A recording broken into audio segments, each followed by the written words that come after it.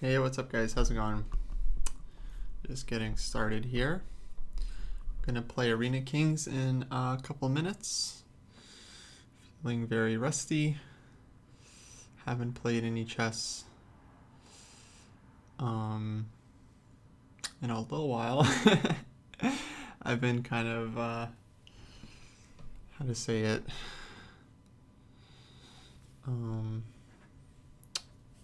Occupied. Yeah, occupied, I guess. But we got Vegas coming up, and I need to play a bit. Yeah, Vegas starting 2 weeks from now. 2 weeks. We have 2 weeks left. Yeah. So gotta get back into it. So I'll play today. We'll analyze some games, see how it goes. Not really expecting to play too well, actually. Really has been a while. So we'll see. We'll see. Thanks. Thanks, Mitch. Yeah, how's everyone else doing? Good morning. Thanks, JB. I just trying to differentiate a little bit from the 33 Arena Kings streams already out there.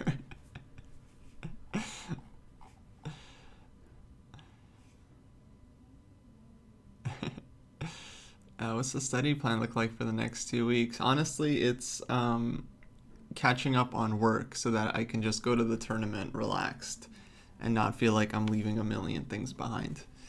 To me, that's actually a pretty important thing when you're playing in an event, guys, is to try as best you can to not have a bunch of things going on your mind. It's not something you want to, I think, multitask with, like a chess tournament and like other stuff going on in your life. Some of my worst tournaments happened at a time when big changes were happening. Not even necessarily traumatic changes, even just like exciting changes. I was remember I had a really bad tournament once when I was, happened to be moving, in a couple days. And I was very excited about the move, but of course, these things weigh on your mind. So, and I feel like some of my best tournaments happened when I felt like I was able to just focus, on the tournament itself and not have a lot of distractions. Kind of a boring life, but you enjoy doing well in the tournament, so it's kind of worth it. So yeah, one of my best tournaments is just wake up, eat, prep for the game, show up for the game, go back to hotel room, relax, nap, not much social media, prep for the next game, go play, come back, rest. So just no socializing, no anything. But that's hard to do. And of course, I think people don't always realize that something can be weighing on your head during the game, which I think is generally going to affect you, right? Because chess is a mental game, I mean, in other sports, you're using your muscles, I assume, right, to do stuff like throwing and kicking. And if your muscles are tired because they've been doing other things, or your muscles are doing other things during the game, probably you're not going to be performing as well. And I think chess is similar. Yeah. Also, I've been doing a little bit of Chessable.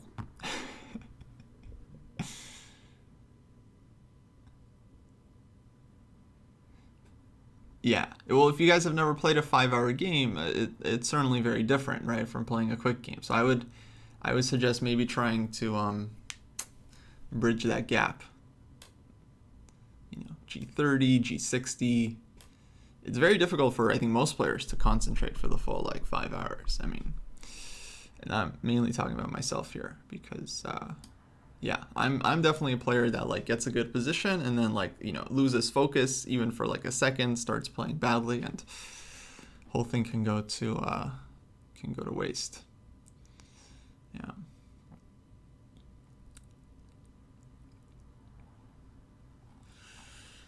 All right, I'll Tournament starting looks like in a few minutes.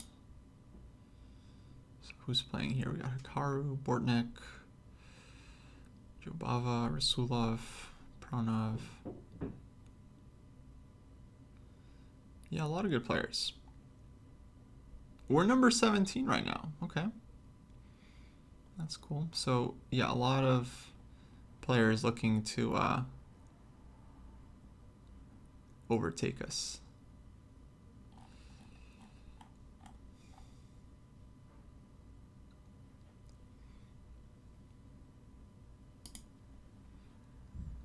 Switch it up.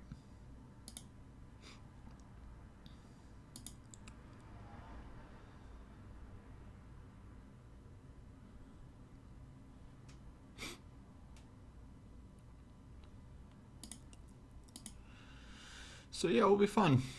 Indeed, yeah, this is gonna be 3-0.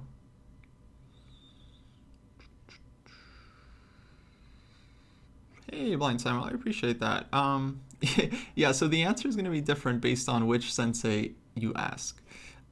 Personally, I like subs. David says don't even sub. It's not even worth it.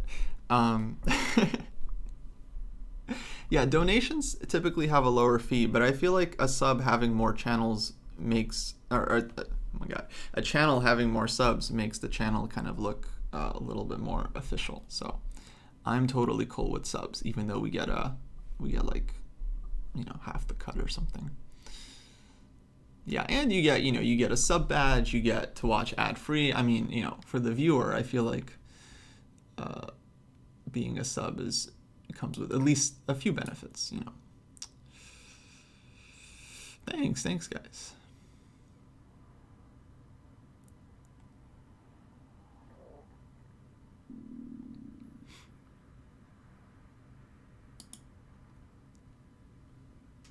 Mr. Maxers with the sub. Thanks.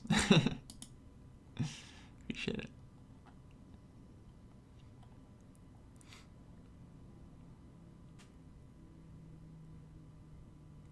Oh yeah, I mean the simplest thing is the Twitch Primes. Dritman makes a good point. Yeah, I mean if you have like an Amazon account and you have Amazon Prime, you get like a free Twitch sub every month.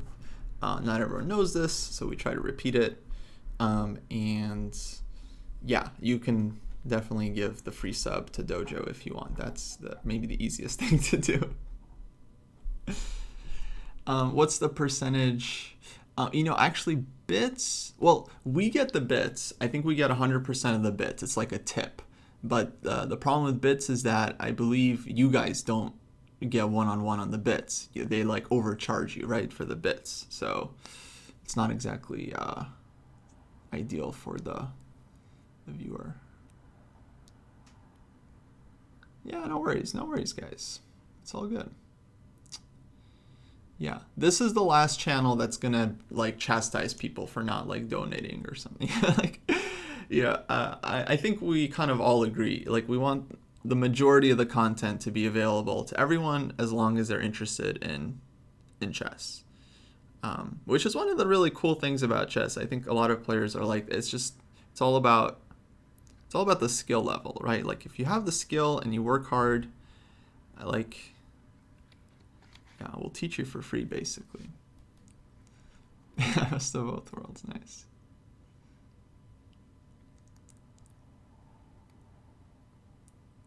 Hey, what's up to India? I heard recently that India are big fans of the dojo, and we really appreciate that. India collectively as a country. No, just kidding. I think we have a lot of viewers from India, and we really appreciate that.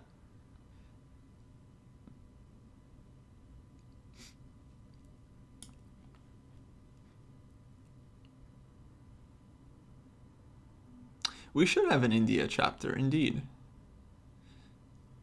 Yeah. But first, before we can get an India chapter, we'll need an India team captain. So if any players out there listening in India want to be a dojo team captain and lead the Team India chapter in our Discord, yeah, reach out. You know? Yeah, Sumi, actually, I mean, on our YouTube channel, we have a lot of good recommendations. Oh, our move? Oh my God, guys, I already gave 20 seconds. All right, here we go. Anyway, check out YouTube for all of your book requests. Okay, gonna minimize chat here because, yeah, I'm just gonna try to focus on the game. It's 3-0, so really don't have a lot of time.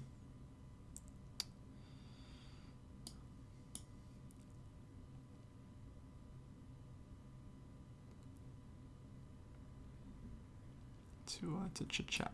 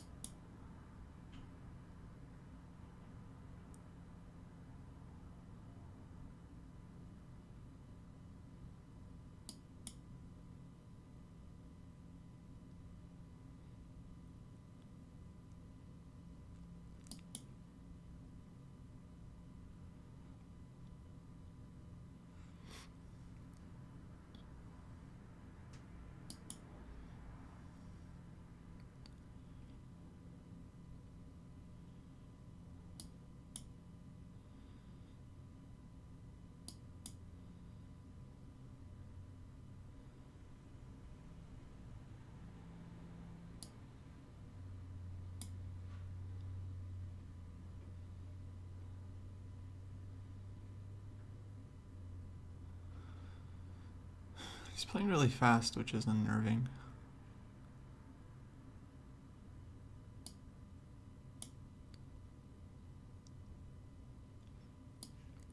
But position feels suspect for black.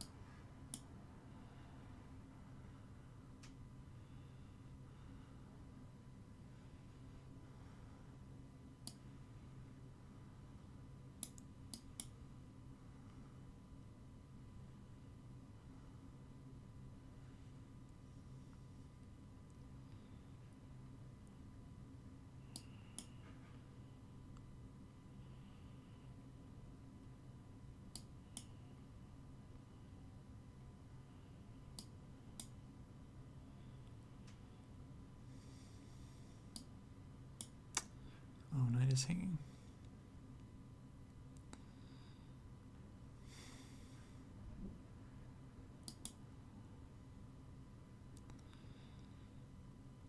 Yeah, it's disappointing.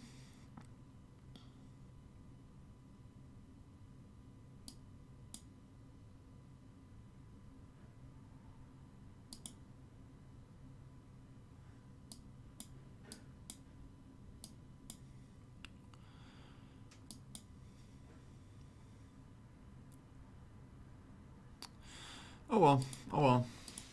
Yeah, I think we're winning that one, but whatever.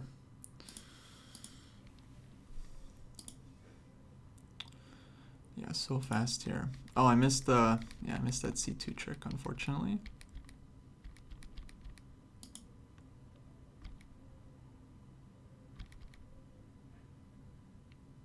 Yeah, queen d4 here. That was just immediate GG right there. One move we missed. Oh well. Oh well. Okay, next game. Rough start, rough start. Oh hey, we're playing Hammer. Sweet. This is actually why I wanted to play this tournament, because a lot of the big guys play.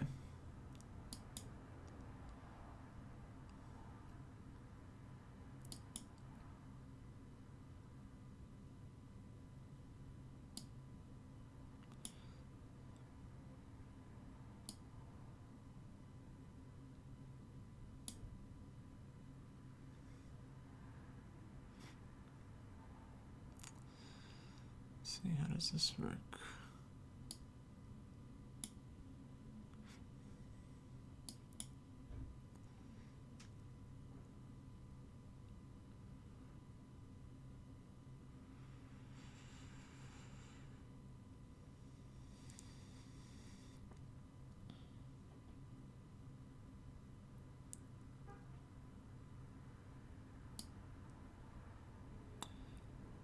Is it this one?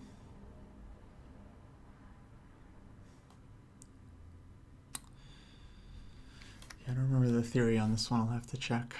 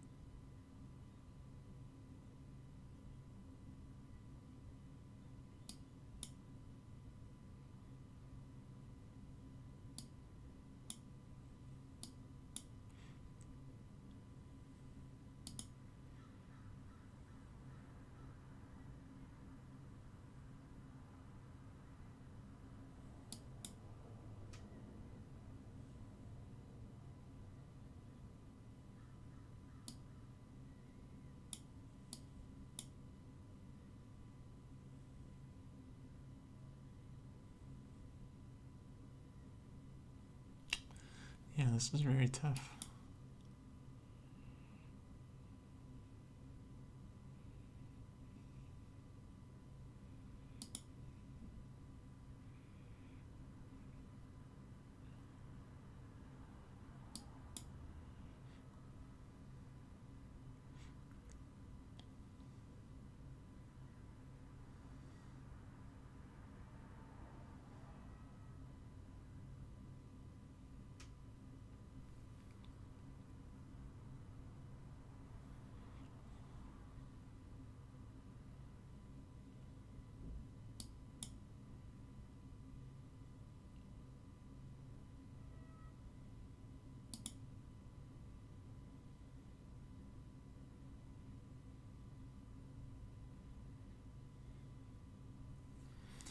Okay, probably just lost.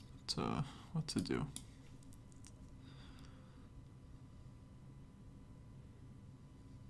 Yeah, whoops. Okay, next game. Actually, let me check the theory on this one, because I know this is how they're playing it nowadays, but don't quite remember what was the point there.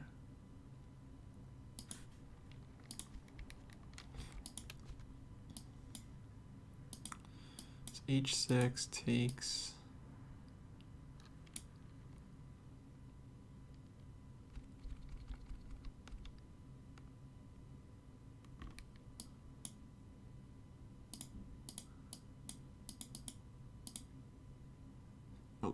King g7.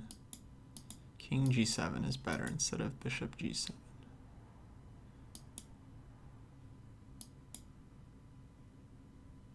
Okay, okay. Got it.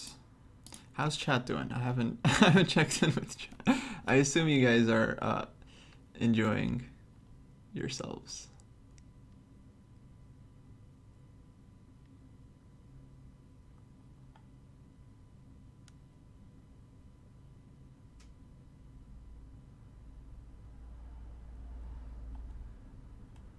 Oh, guys, is there a troll in the chat? Oh no. What are we gonna do, guys? What are we gonna do? Alright, next game.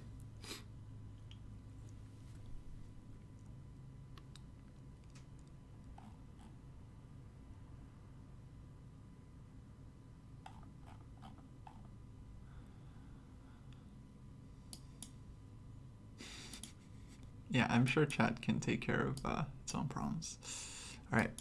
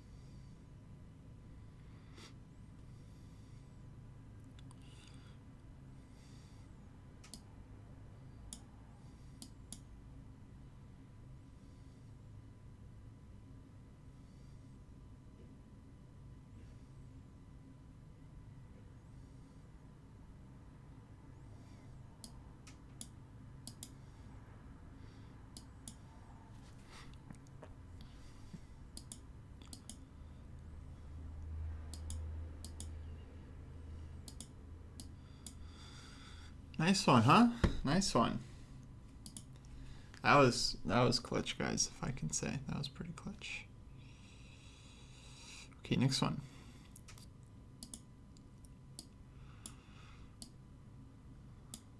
Okay. King's Indian it is.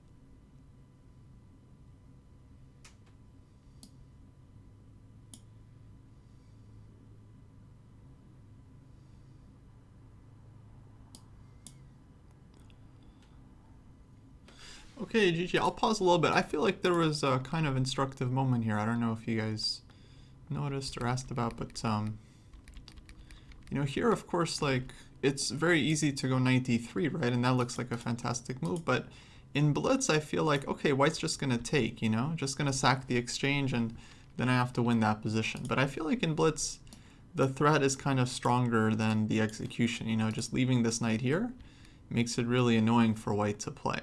So that was just my feeling. In classical, things could be different. In blitz, feels like it's good to put some pressure.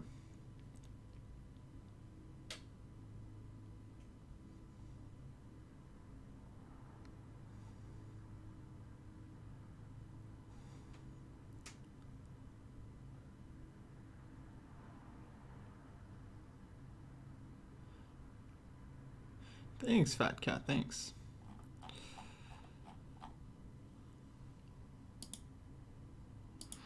Okay, next one, guys.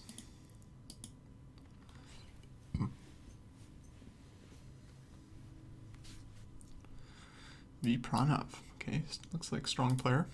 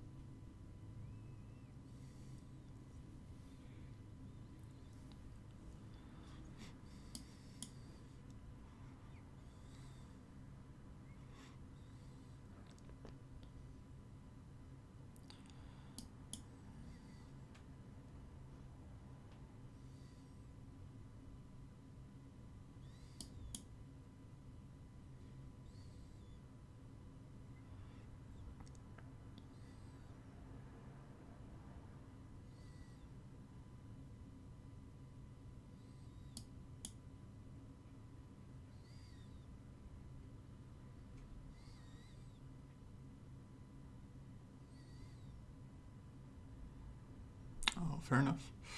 Oops. Yeah, I should have went in for the end game when he played early. E5, I understand that now. Oh well.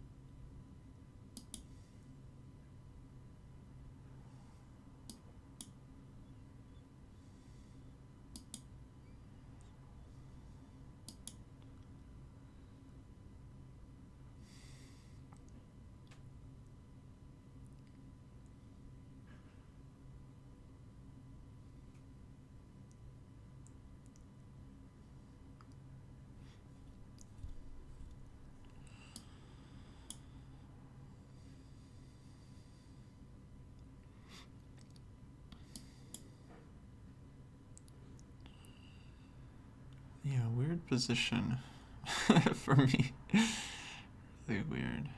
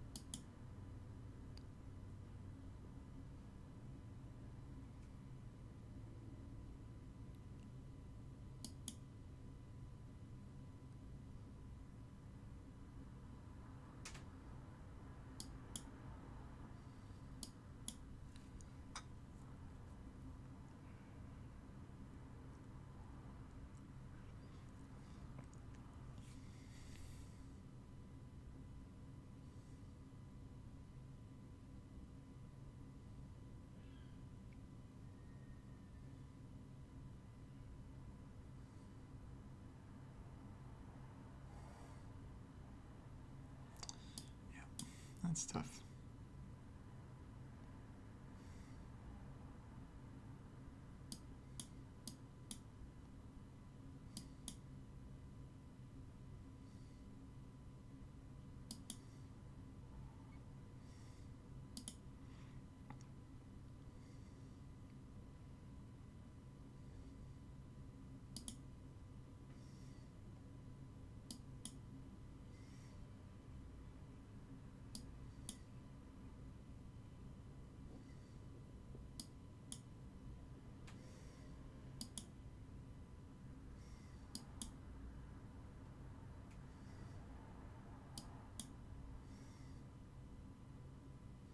Okay, no mate.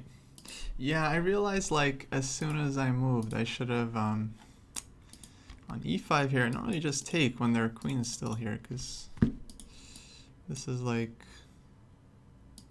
usually pretty bad endgame for black. But I don't know why I didn't just do that. I just decided too quickly, let's play d5, you know. But no, these endgames I think are pretty unpleasant. Yeah.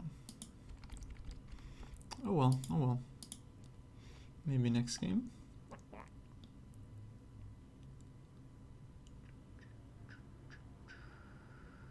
No, not everyone who's playing is a streamer, but a lot of the streamers are playing. Yeah, the tournament I think is actually open to anyone.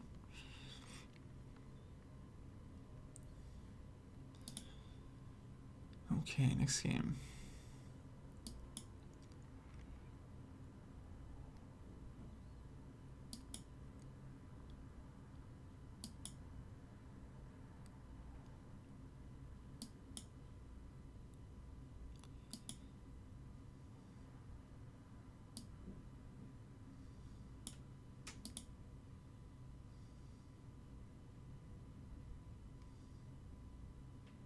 Honestly, very surprised he went for this one. Wow, really?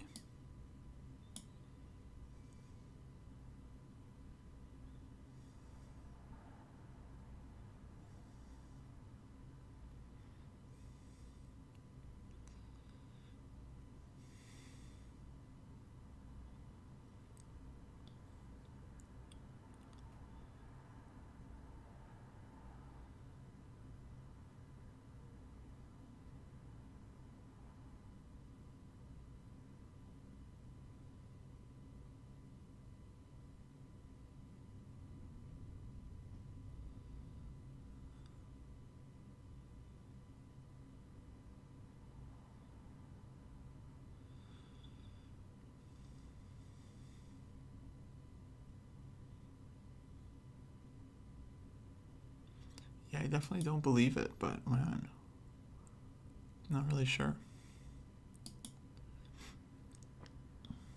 Yeah, wow.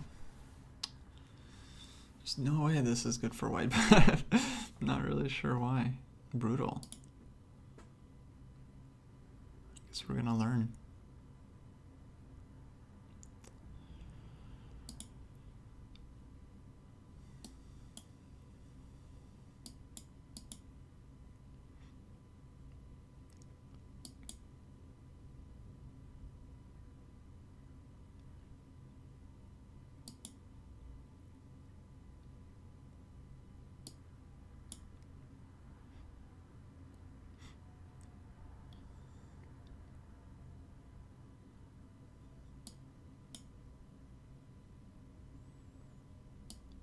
Yeah, he thinks he's the only guy who can snag pawns. I can snag pawns too. How do you like them apples?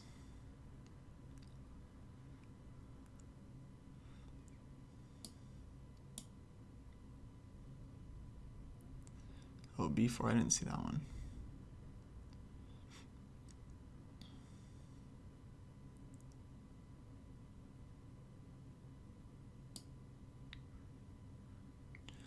It's b5.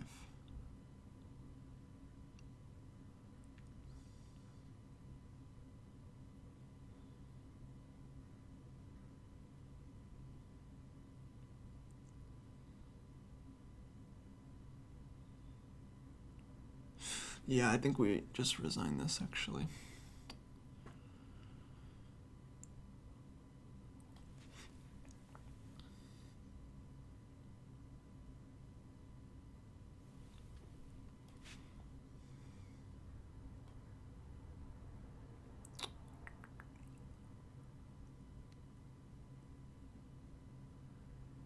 Okay.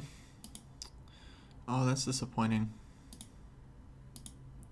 I feel like we got tricked in some blitz line. Oh yeah, h6, just horrible blunder, guys. Yeah, right way is d5, which I knew actually during the game. I'm like, d5 is the move, but I'm like, maybe h6. No, d5 is the move, because if they give this check, it's not dangerous. You just go here and then like h6 next move. Now, black is like winning this position. I'm very confused why I went for this, honestly. I was so confused during the game, I made the wrong move.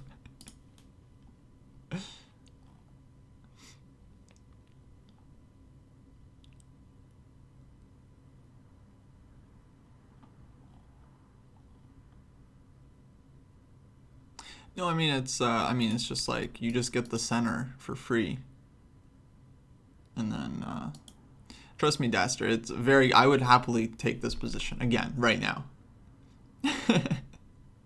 I would 100% take this position every game.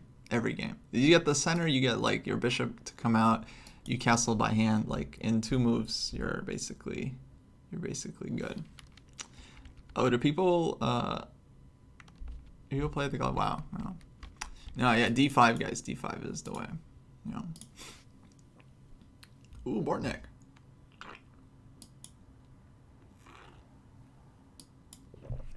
I don't think I ever played Bortnik. This is gonna be cool.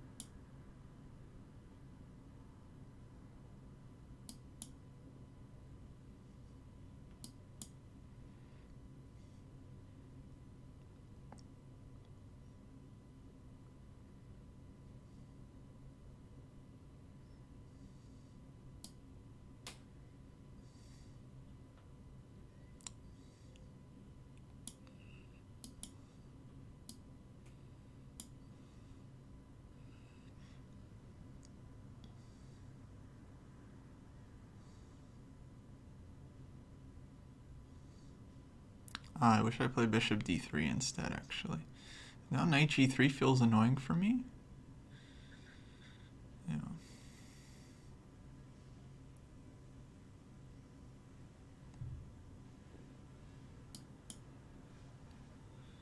I'm still gonna try this.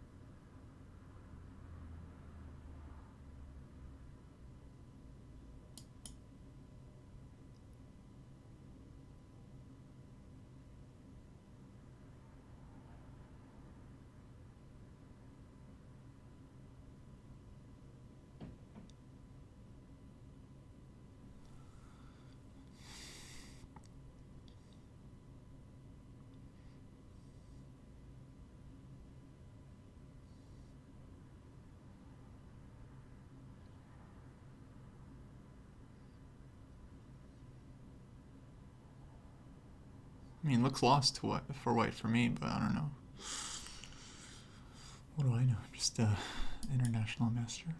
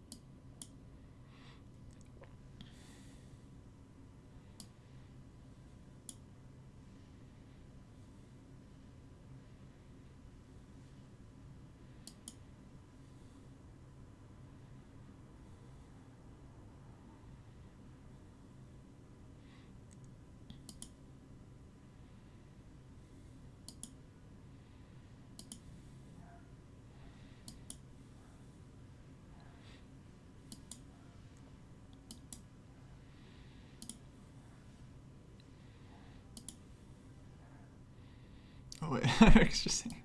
Oh no. Oh no.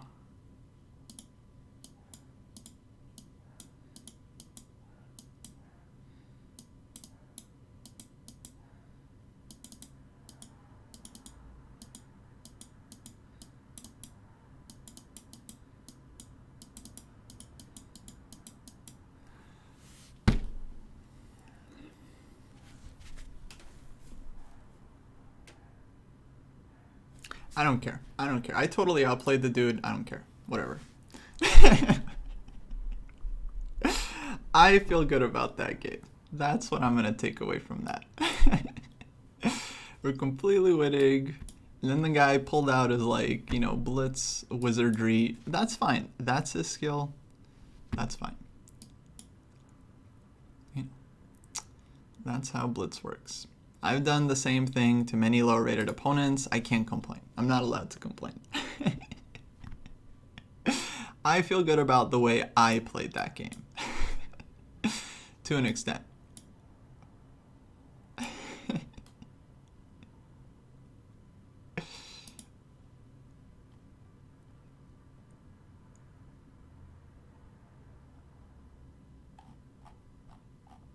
The fact that he even got a like winning position, I mean, I think was, you know, pretty cool. Anyway, next game.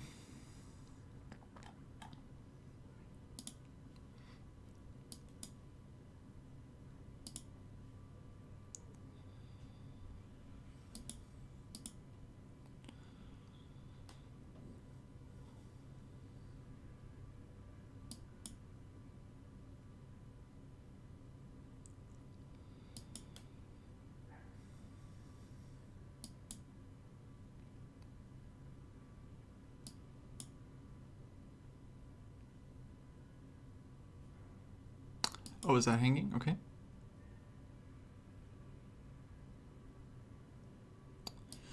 Cool, cool, cool, cool. Just gonna Bortnik this guy.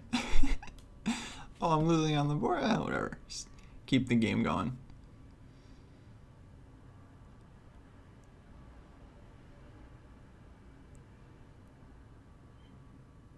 Oh, wow.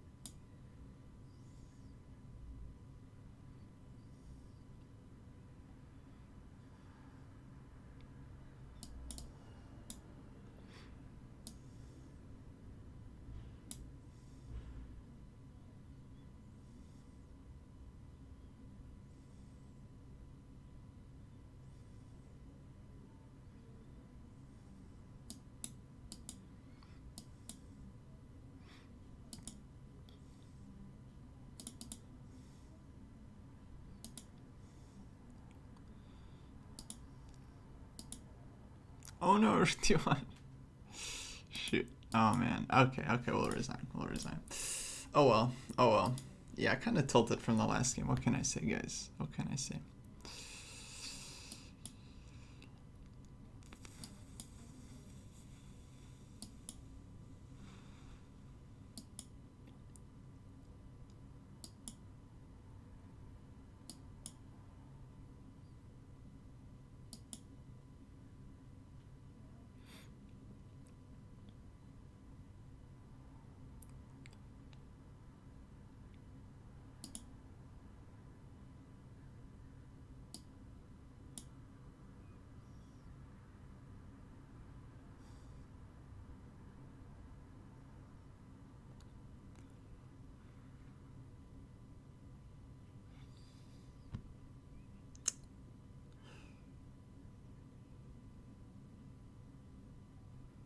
Man, I've blundered this before. That's a real bummer.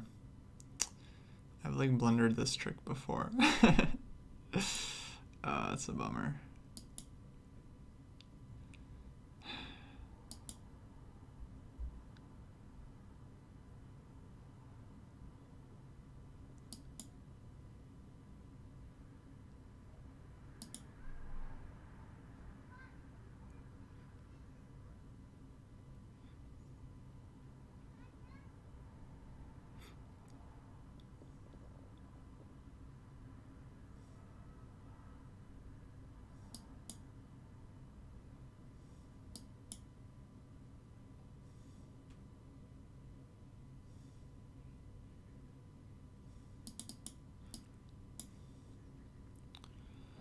Okay, I guess we're good now.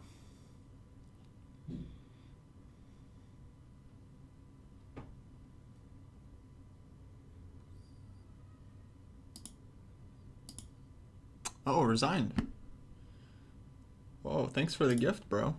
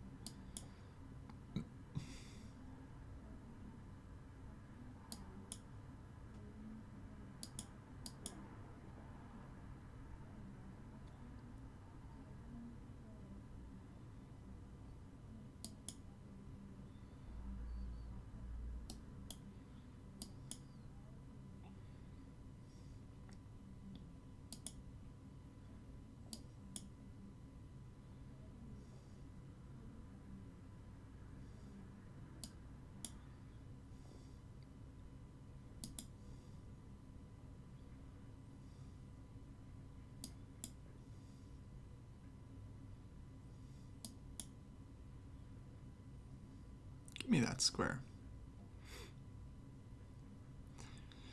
Give me that square.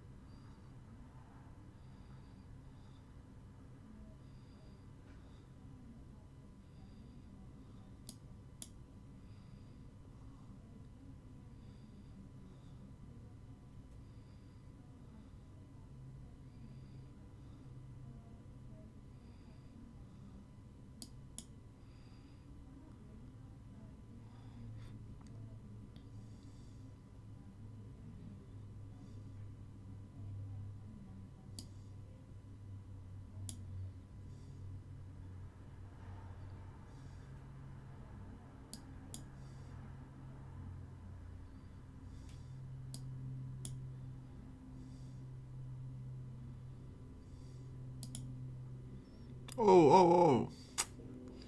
Totally missed his idea. Oh, that's not good.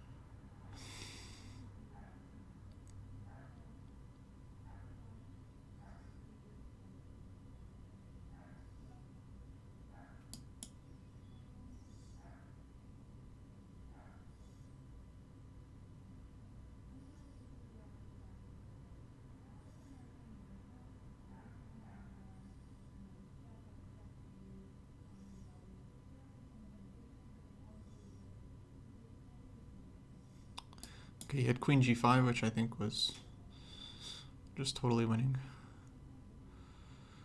Now we'll see.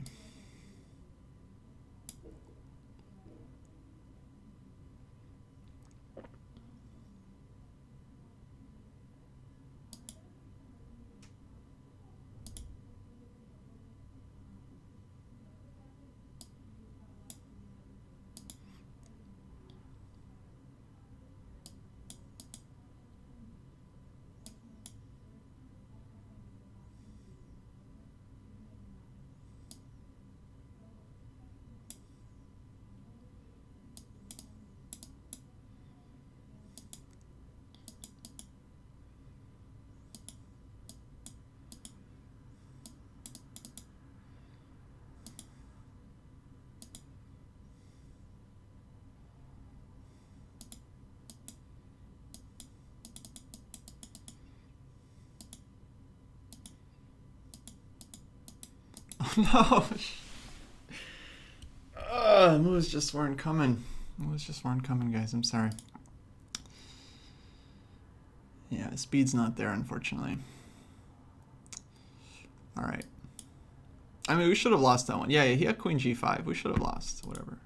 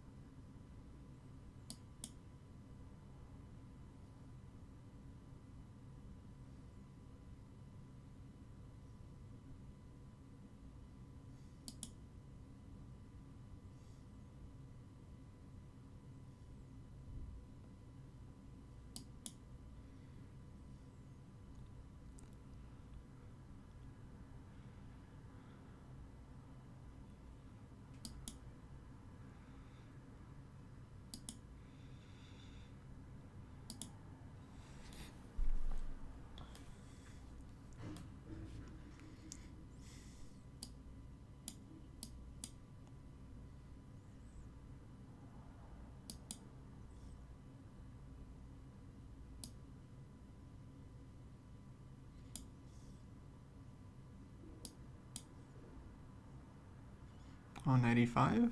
Uh-oh. That's not good. Yeah, that's a blunder. A big one, too.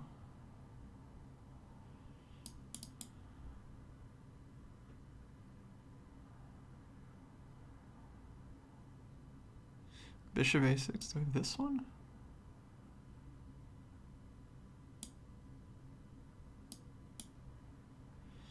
Still winning, damn.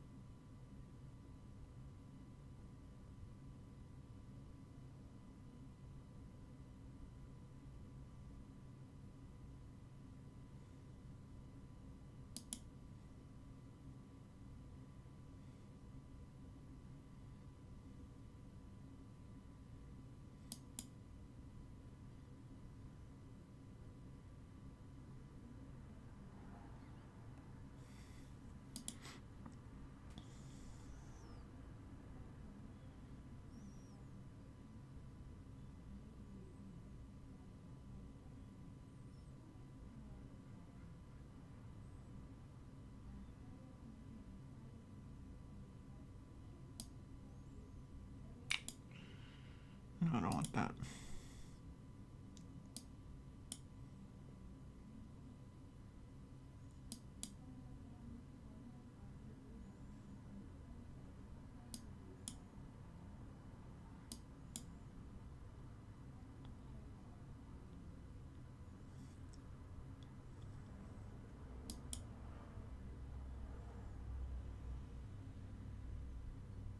Yeah, that's GG. Okay, let me review this one real quick, because this one I feel like, yeah, it's kind of like, just really not sure what to do out of this opening.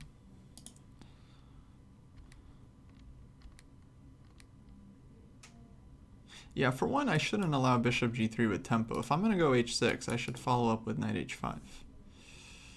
But anyway, let's just say like queen c2. Weird, these positions are, they always seem fine, but then in blitz it's like, not really sure what to do.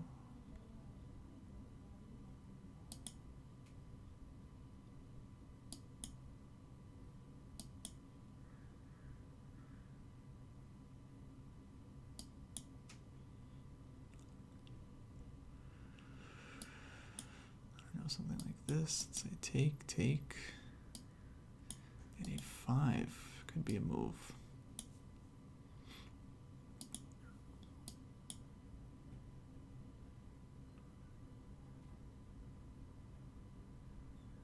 Yeah, I'll have to look at this one a little bit deeper, I think.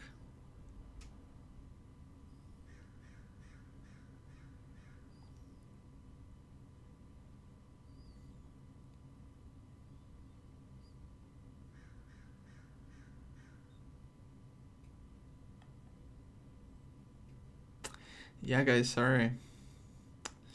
Yeah, it's 3-0. They don't they don't want to give us that increment.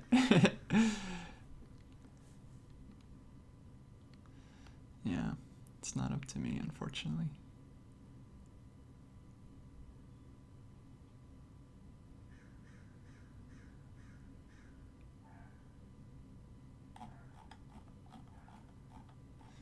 All right, let's play next one.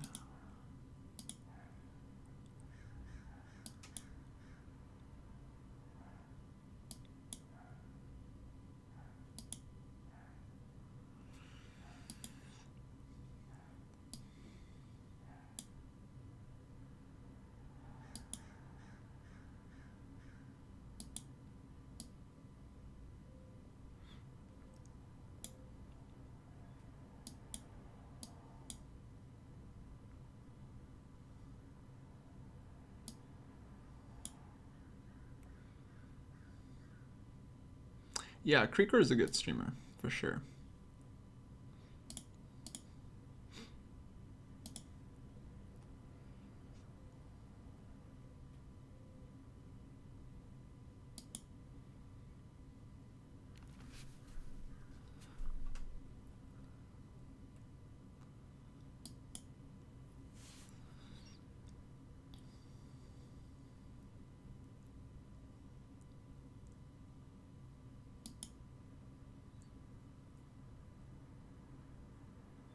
Yeah, I'm not taking on a6, dude. So you're gonna have to figure something. You're gonna take on.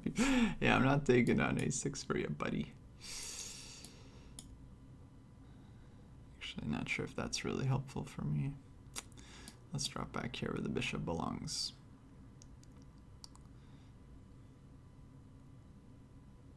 Wow.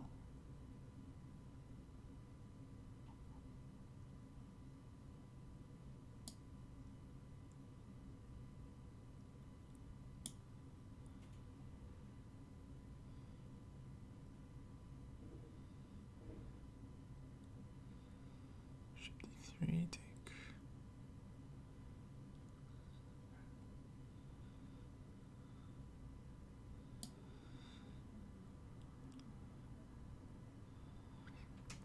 Oh, no, takes twice on a4. Okay, I gotta take.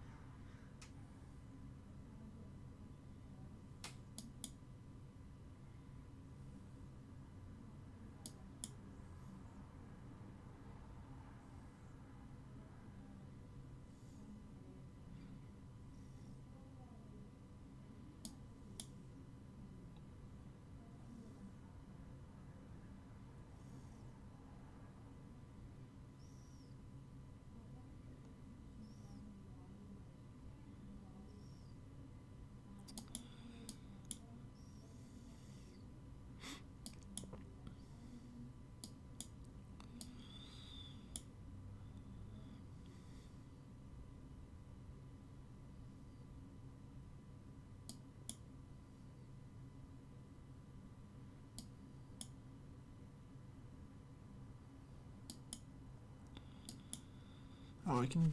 Yeah, that's dumb. That was very dumb by me. Now reverse. Yeah, probably just lost. Ah, shame. That's kind of a shame. Next game.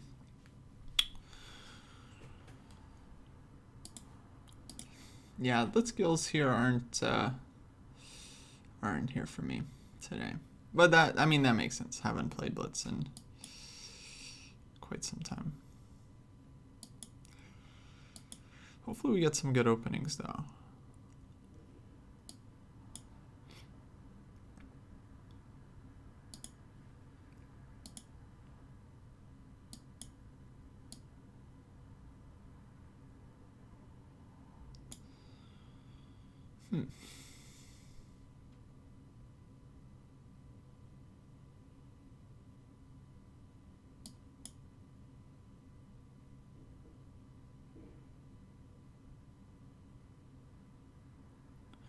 Takes, we have this, queen d5, knight f6. Okay.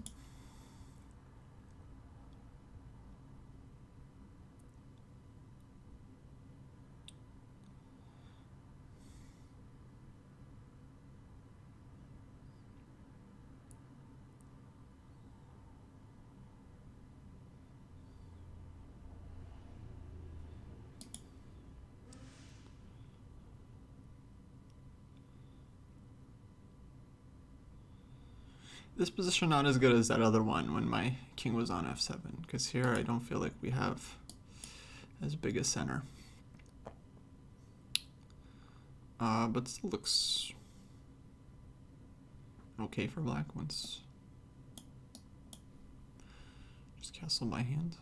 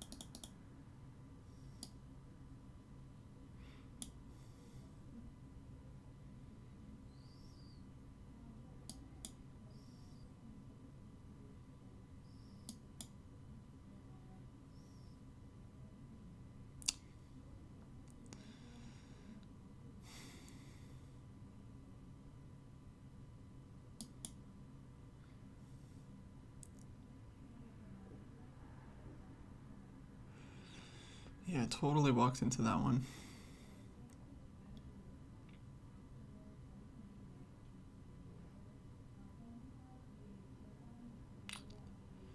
Disappointing.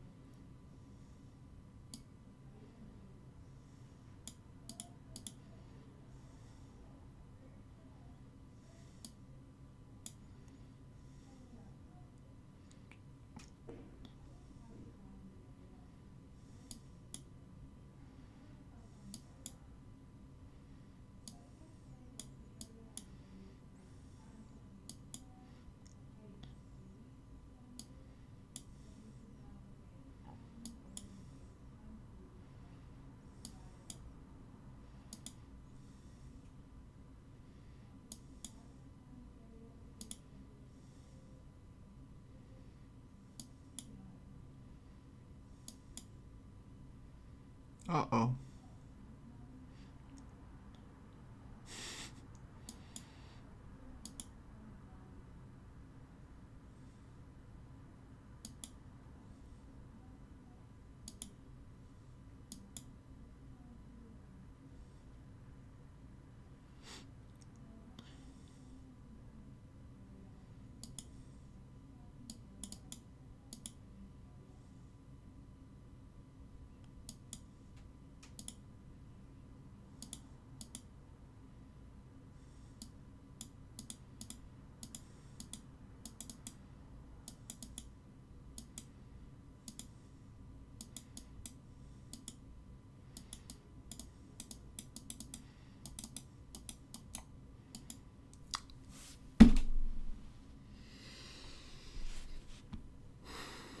Man, these guys are too fast for me, guys. I don't know what to say. They're too fast. They're too fast. That was winnable. Yeah, I agree.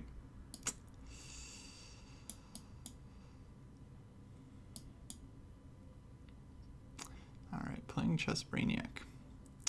It's a nice kid.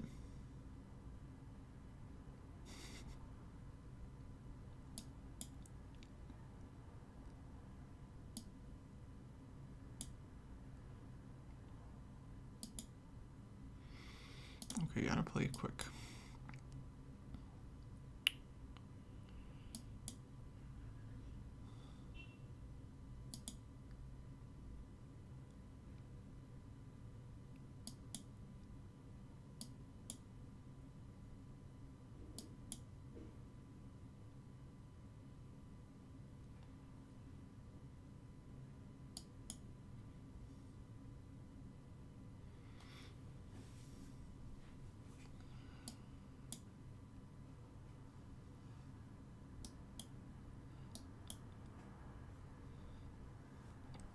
I think e5 was ill-considered. Ill-considered move, e5. This pawn should have stayed on e7 or e6.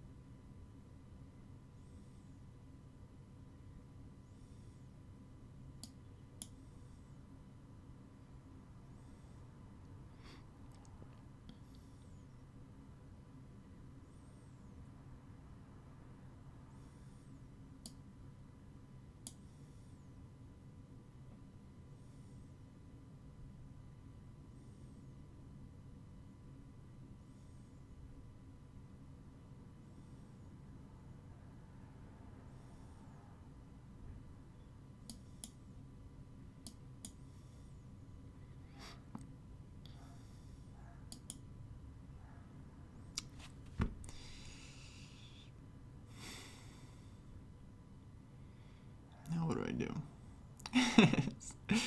Got c4 coming. Ugh.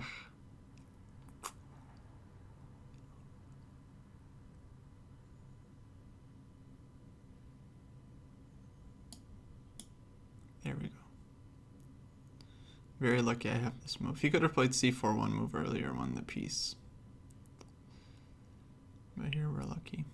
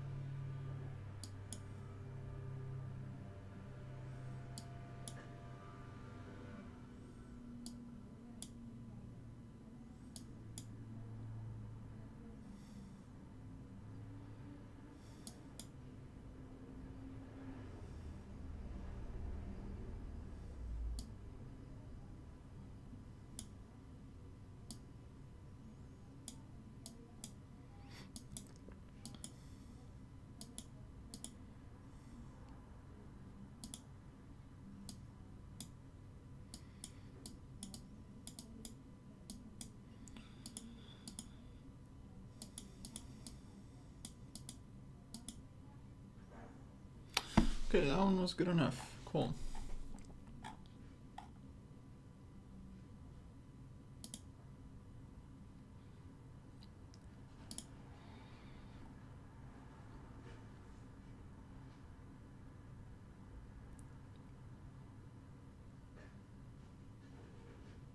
What are we talking about, guys? What are we talking about?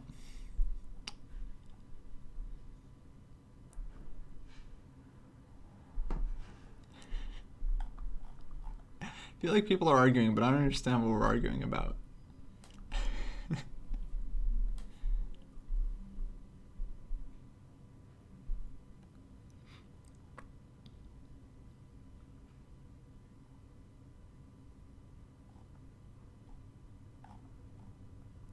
I think there's different kinds of players. Some players rage when they lose. Other players, they just get depressed and they're like, why do I do this?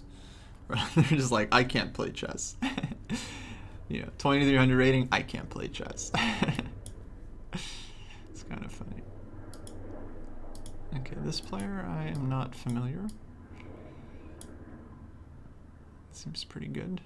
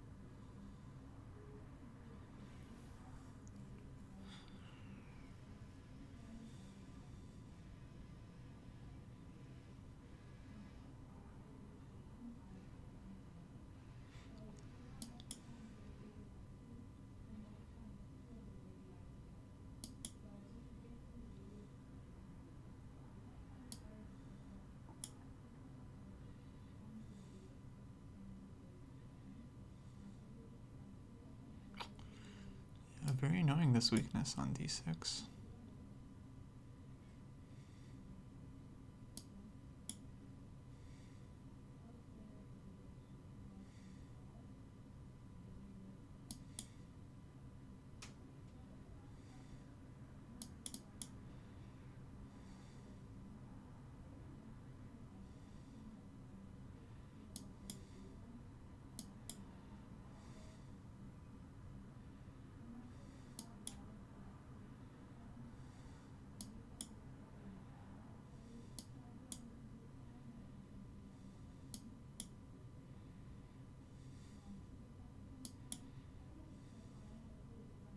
Did I mate in one? No, that wasn't mate.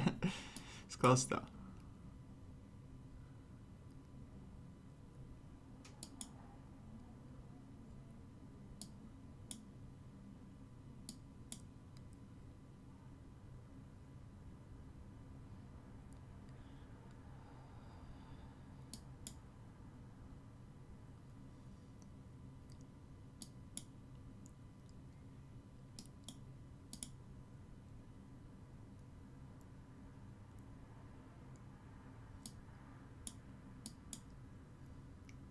Wait, what am I doing?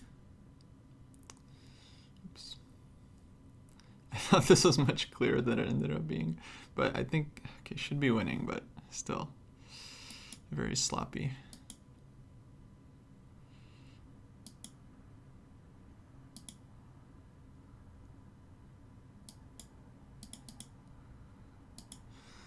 Okay, GG.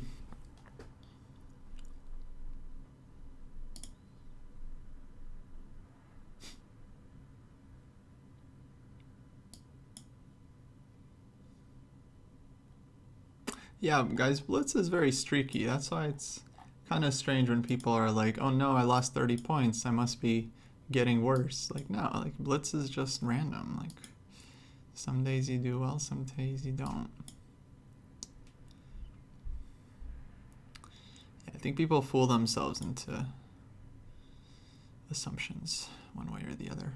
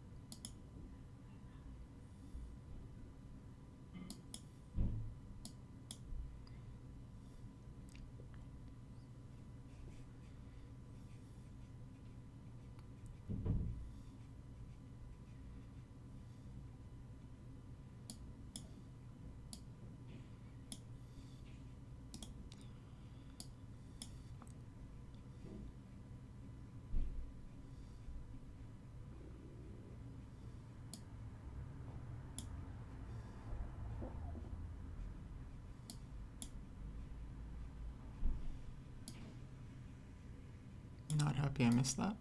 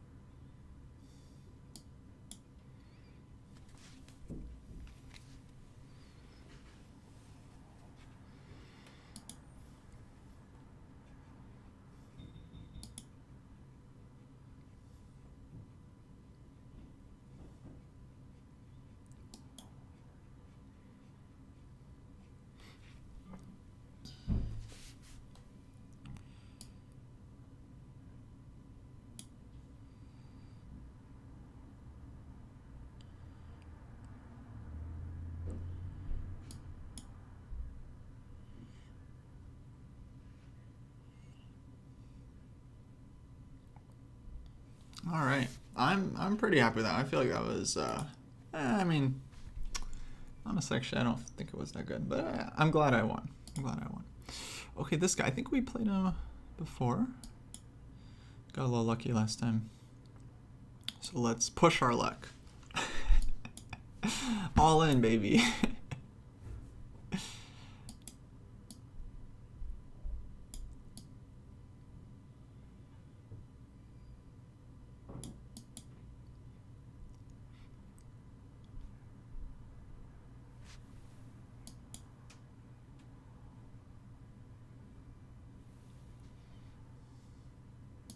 Oh, there's so many good tactics books already. How could I write another one?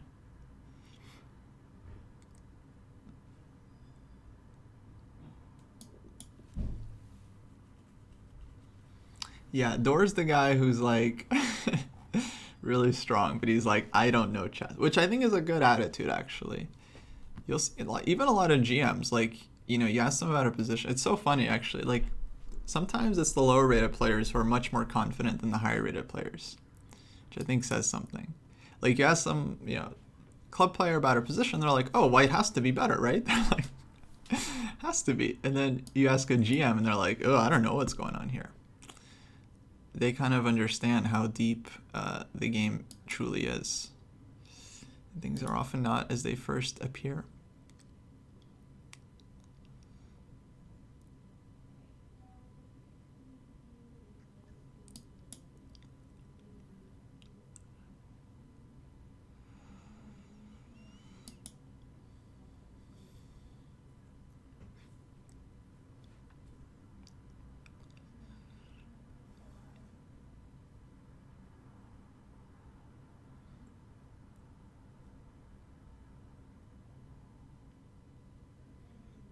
This f4 is kind of unpleasant, but we'll try to make a mess of it.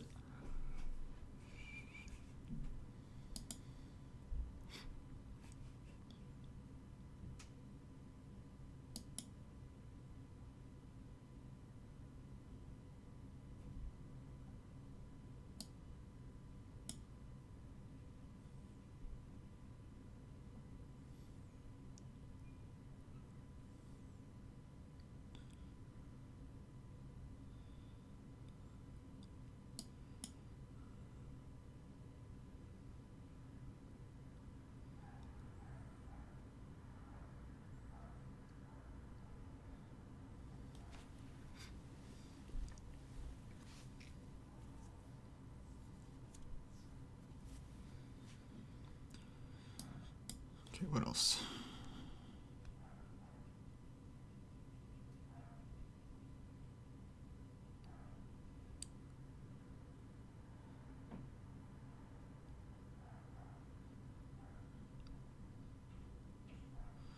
What else?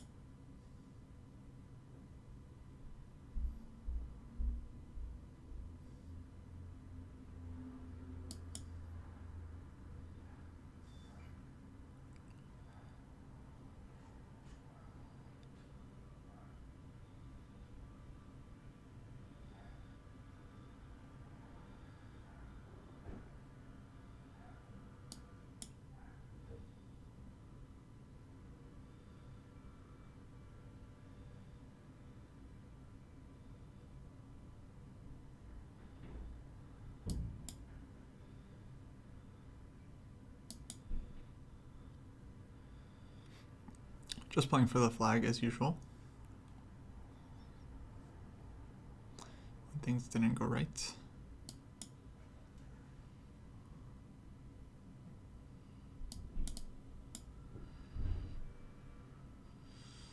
Yeah, again we are lucky.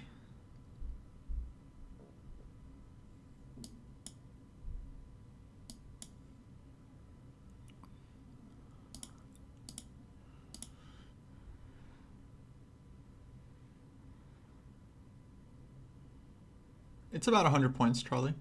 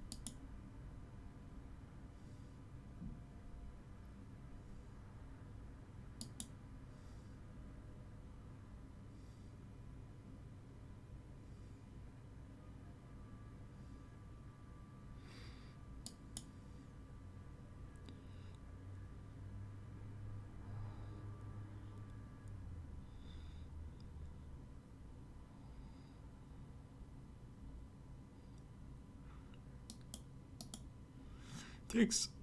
I want to throw b4 in so I can take on e4 with the knight and not trade.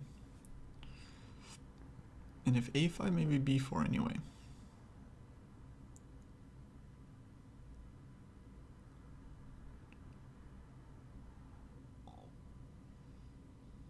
But really the threat is just to take.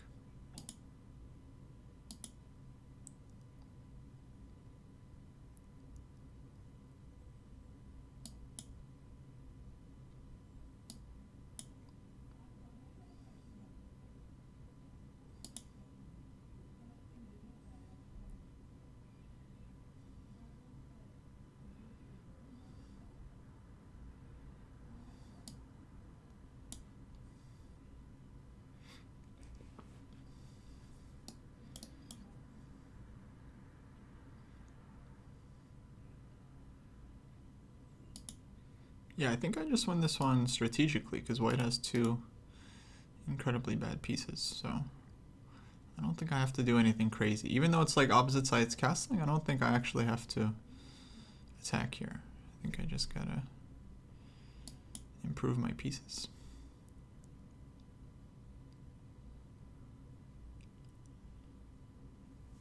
Let white figure out what he wants to do with these. There you go, king b1, knight c1, improve.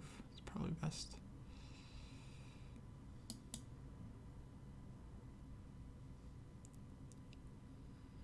Give me your bishop.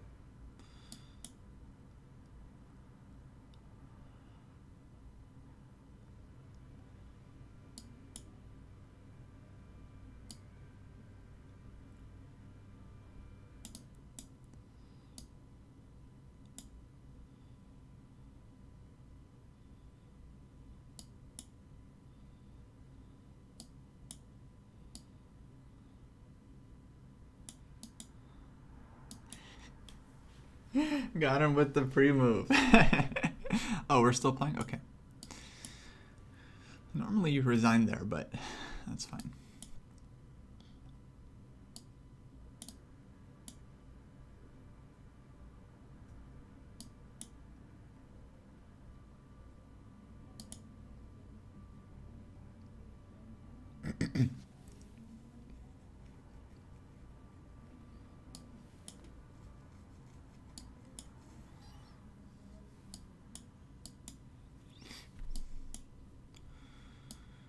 Okay, GG.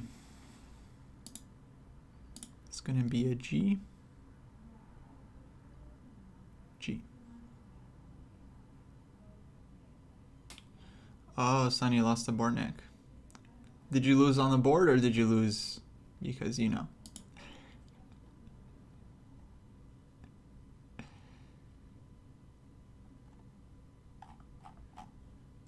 Hey, you're playing Georg. Oh man, he's very good.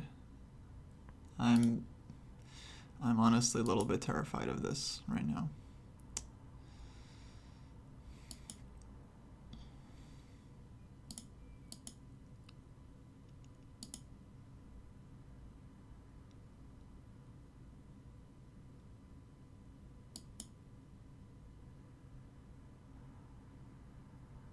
That's just a pawn, isn't it?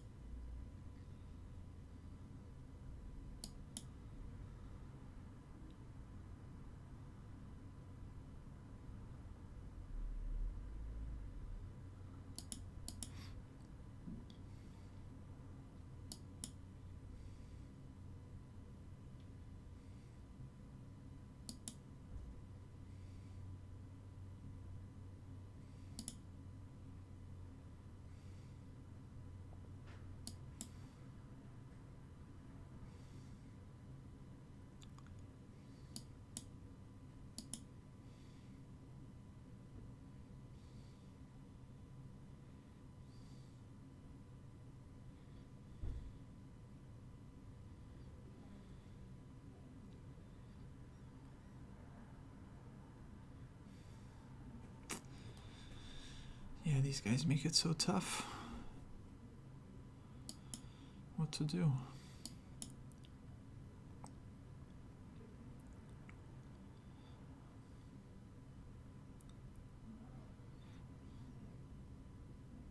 I mean, this one was kind of an opening thing. I just didn't really know what to do from the opening.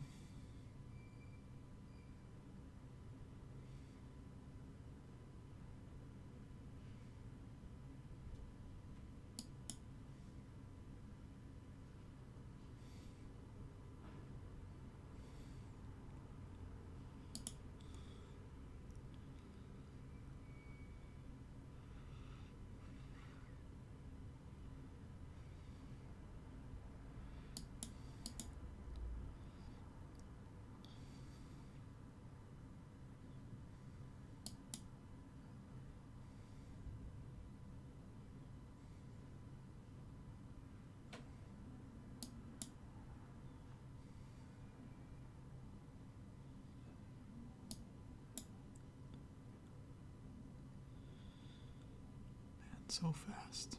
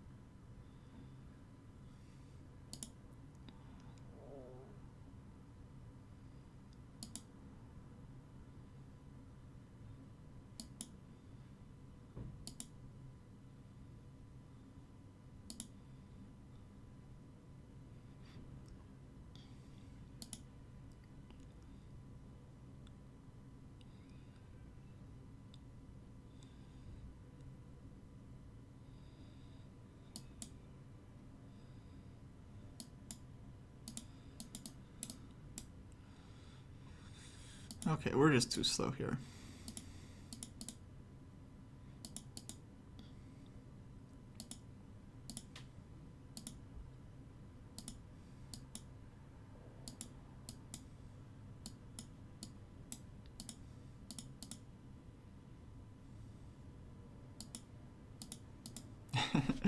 Oh well. Oh well. Next game. Next game.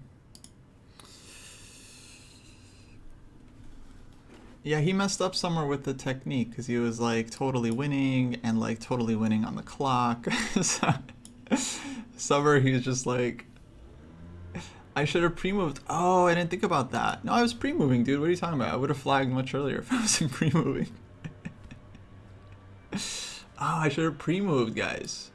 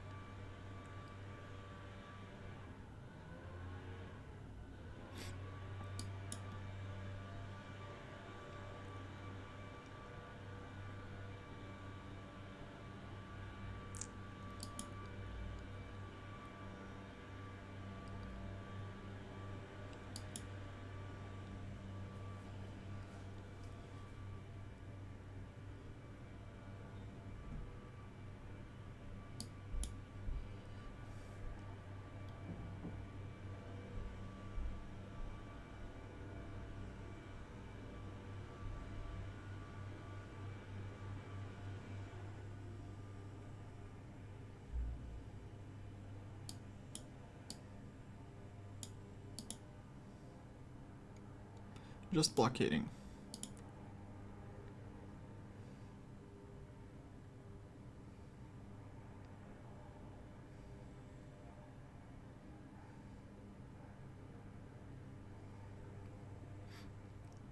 Rook G1, we'll just go Rook H8. Easy. Easy.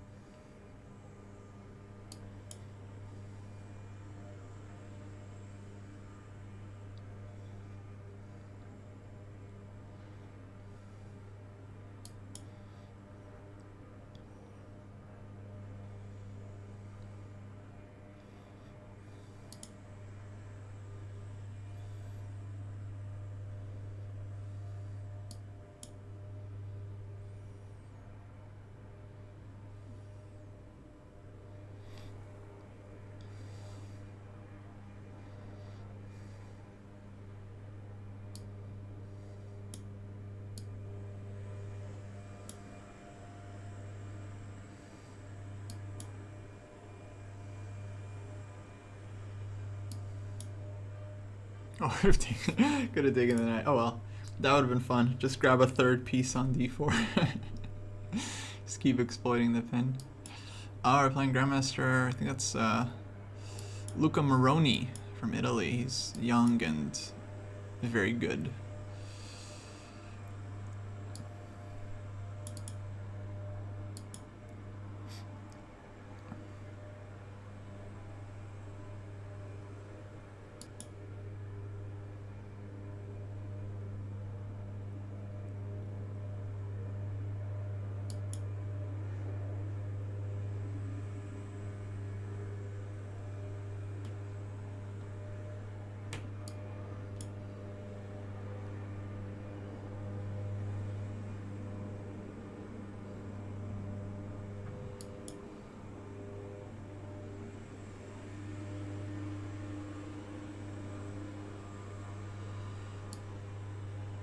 Let's just try it.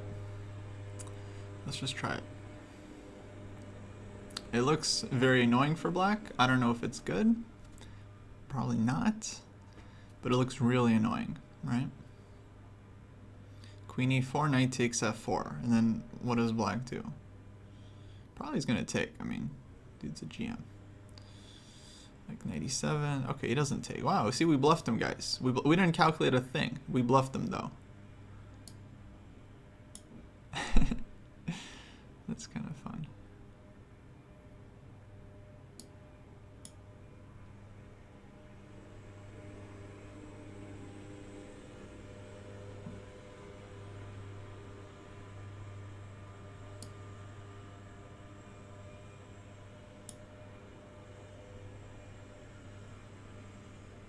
Oh, this one I missed.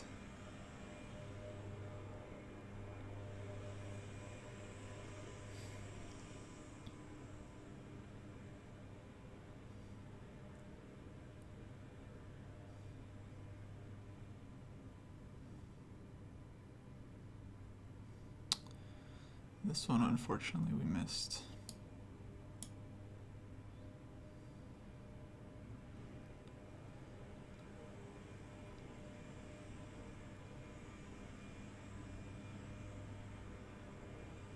Got a little too fancy.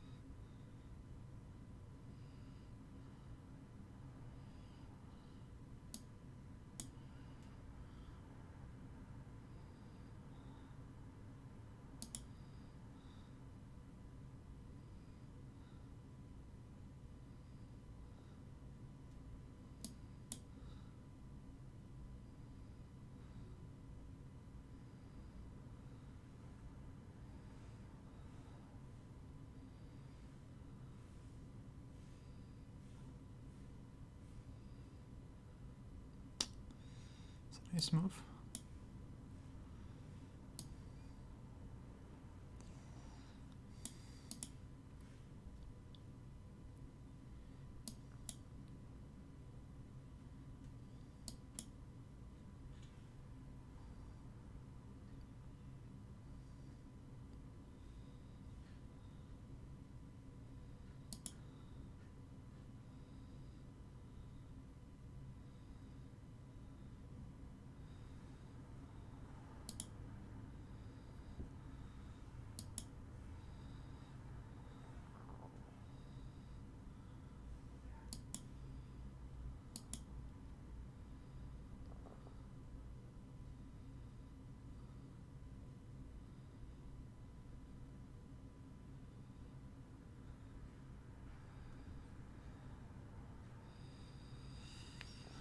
Shoot, not seeing anything.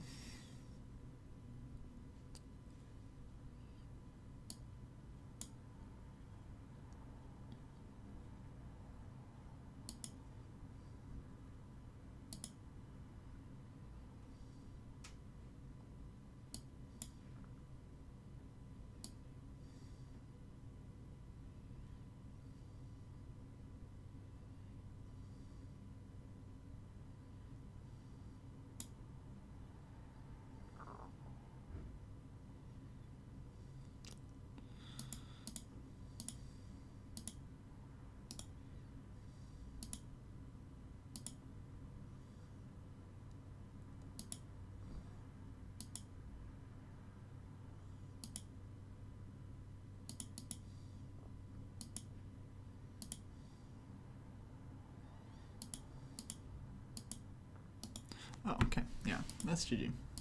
Oh well. It was an interesting game, but we have no time. We gotta just play the next one. And I hope we win it. I guess. But it's unlikely. It's very unlikely. So once the time runs low, players, they just kind of stall it out.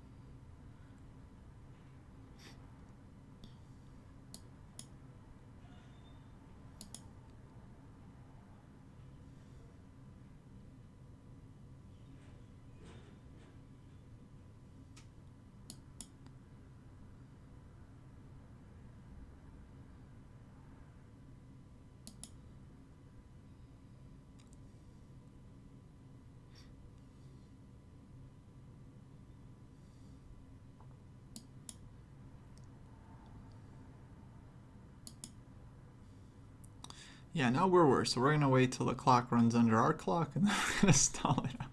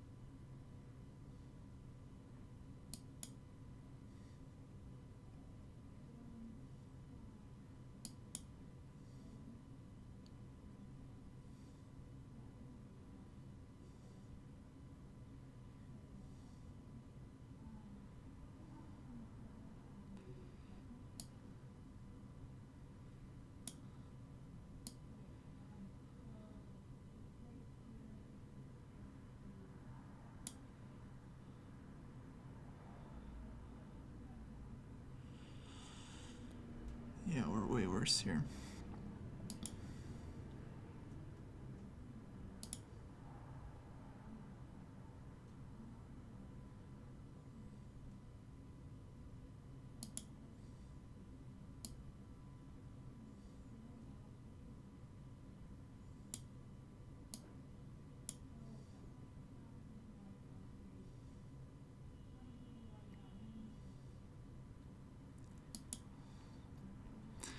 As long as we don't get mated, we're always okay here.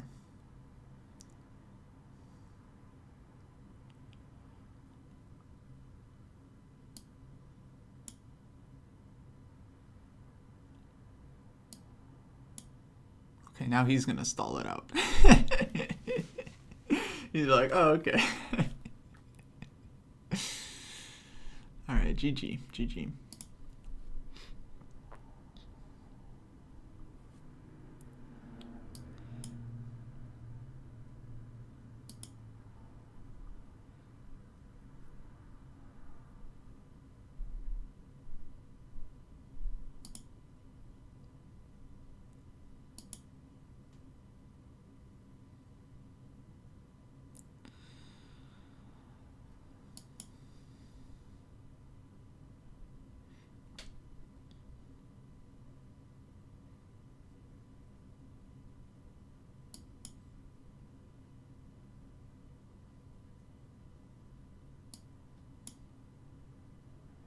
At least we won the moral battle. You know, we won the moral battle by winning the game on the board. So, happy about that. Although we really should have lost. So I don't know what we won, guys. I don't know what we won. Okay, arena over. GG. Now they're doing this knockout thing. Honestly, I have no idea if we qualified or not. I somehow doubt it. I feel like, I guess they'll let me know.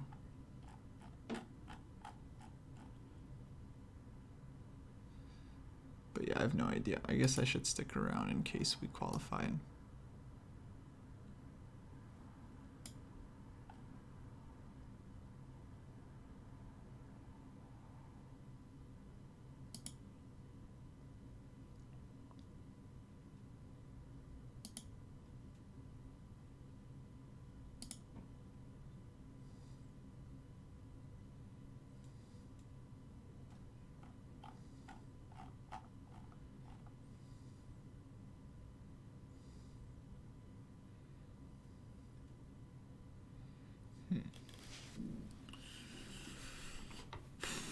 Yeah, how do I know if I qualified? Probably I didn't. Let me check though. Chess.com's thing. I don't want to like leave in case I like did. We'll see.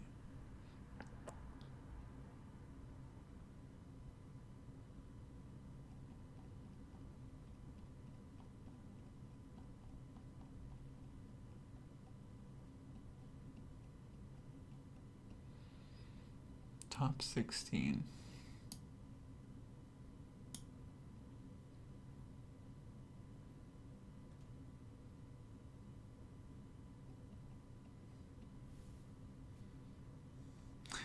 I don't know. I feel like there's probably 16 streamers ahead of me, but I can't say for sure.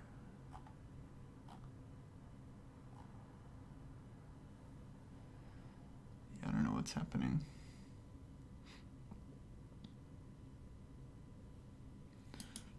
Guess I'll hang out.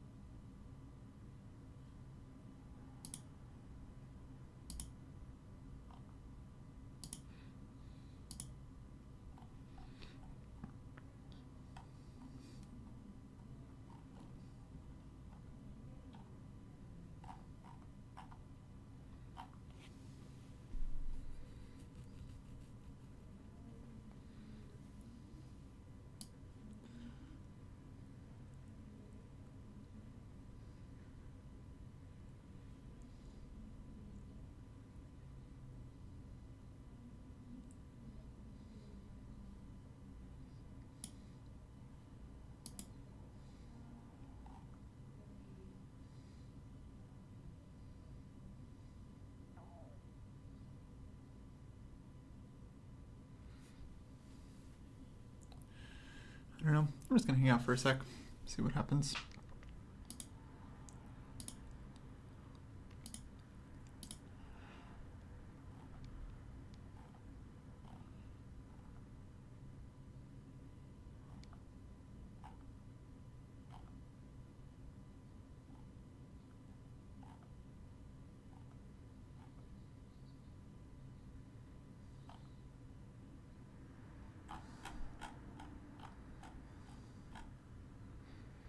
How to get better at Blitz? Sandy, I mean, honestly, it's no secret. You either improve your regular chess and your Blitz will come, or you play a lot of Blitz, right? And you try to improve your Blitz that way.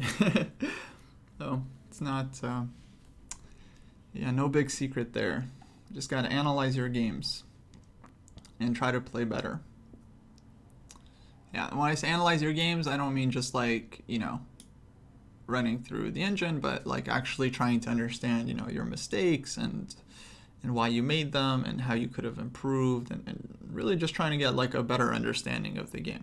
I mean, there's no quick progress in chess. There's nothing you can do like add just 50 points to your rating on the spot, right? This doesn't really work like that.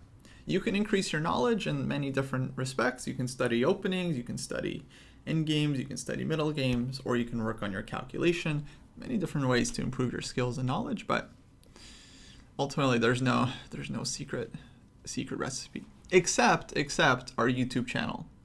Every video you watch on our YouTube channel, I estimate, is worth about half an elo point of strength. So if you watch a full video, you can count that, and you pay attention, obviously, so you're not like multitasking, right? If you're watching a video and you're like playing a game on the side, or you're like on your phone, like on Twitter, that doesn't count. You get 0 for that, 0. But if you watch the video and you're focused and you like pause the video and you think about it, I think each one of our videos on our YouTube channel is worth about like, I don't know, half an elo point of strength, if you pay attention to it. Yeah. So you watch 10 videos, that's 5 rating points right there. Liking the video, I mean, people have said, when you click like the thumbs up button, that's kind of like, 0.1, gives you 0.1 strength.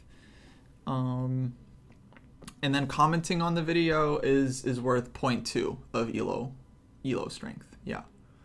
So watching the video is like, 0.5 points of strength. Liking and commenting, 0.1, 0.2. Sharing the video to your friends or like on Reddit or Facebook or something, a lot of people don't know this, that's actually worth a full elo point of strength. So if you like share one of our videos after having watched it, of course, like again, if you don't watch the video and focus on it, it's 0. But if you like watch the video and then like share it and like maybe even write like a nice message or something, like how great Chess Dojo is, that's worth like a full elo point.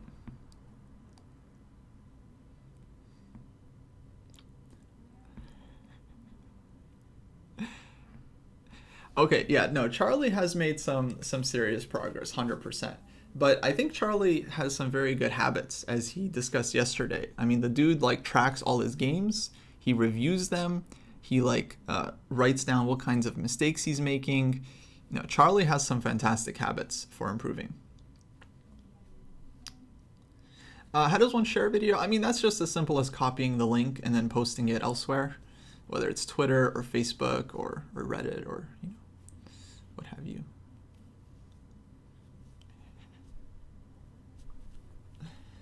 Funny.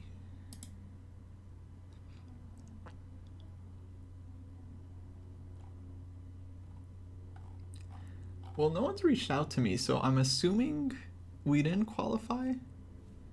I don't know. I don't know how players know if they qualify or not.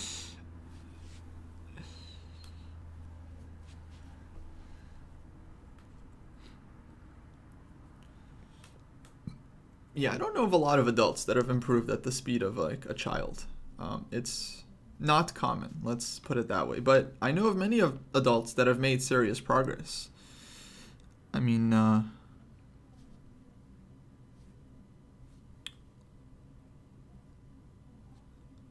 you know,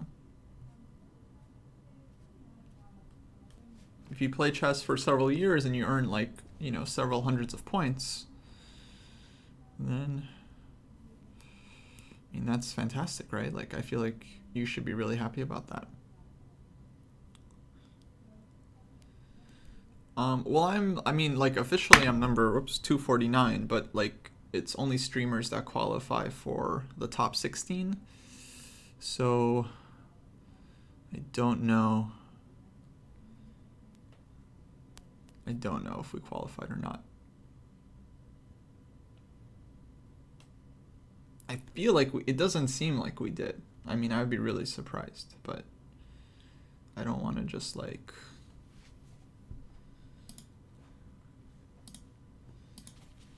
leave.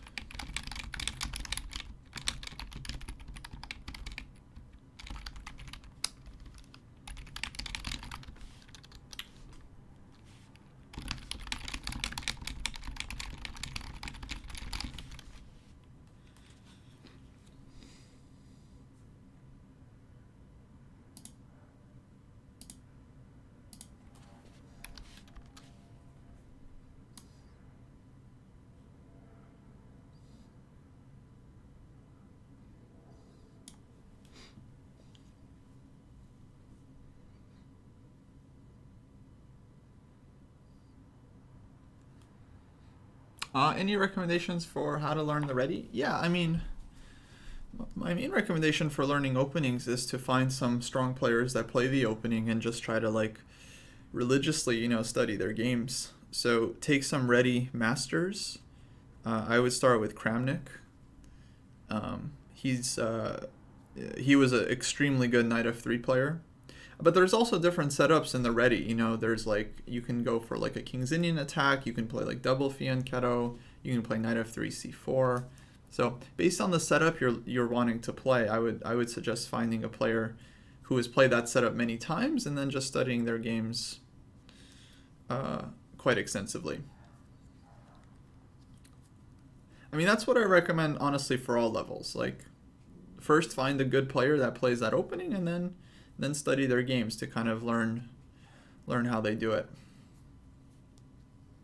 Then of course like try to play the opening a lot, and over time you'll pick up some theory, and yeah. But the important thing for learning a new opening is just getting the experience. Because you can study all the theory in the world, but after move 10, right? Like you're not going to know what to do unless you study the middle game. So yeah, I'm not a big fan of focusing on the theory in general.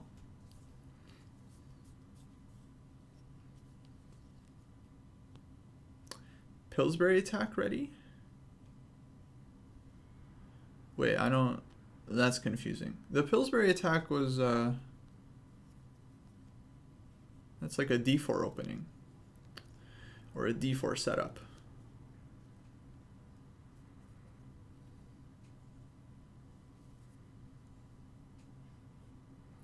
Why do we try to improve the same way as youngsters when we know it doesn't work with same effect?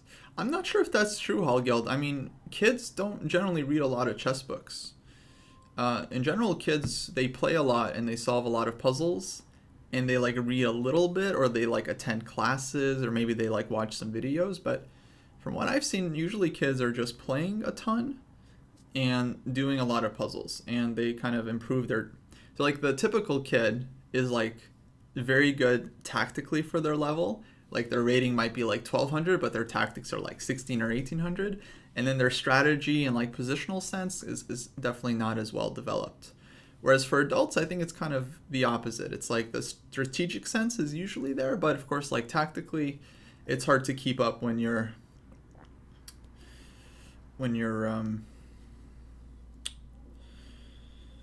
uh, behind the kids. I think teens and kids are, yeah, to me they're pretty much the same. As long as your brain is still like developing, I think I count you as a kid. Oh, you meant the quiet E3 3 Poison.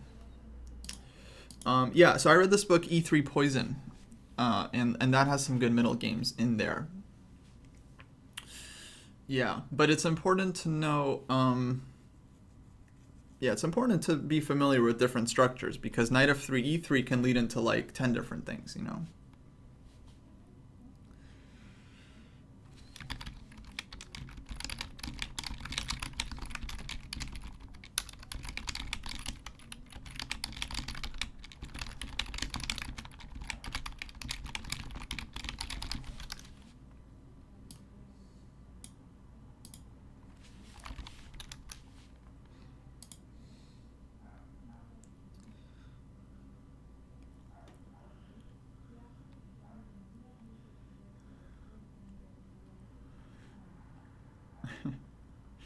When I was a kid,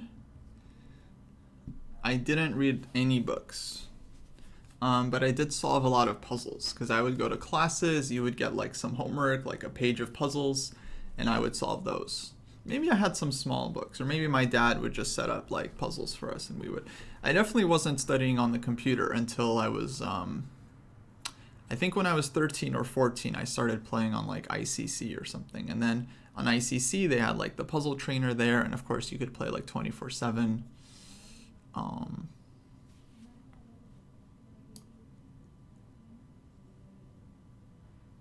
Yeah. But before that, it was basically all analog, just paper.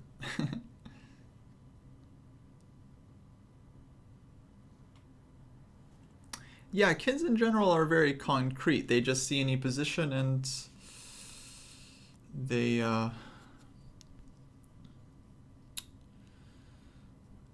they always look for just some kind of like tactical, like some kind of forcing solution. Might be no tactics in the position, but they're just kind of trained to look for some kind of forcing thing.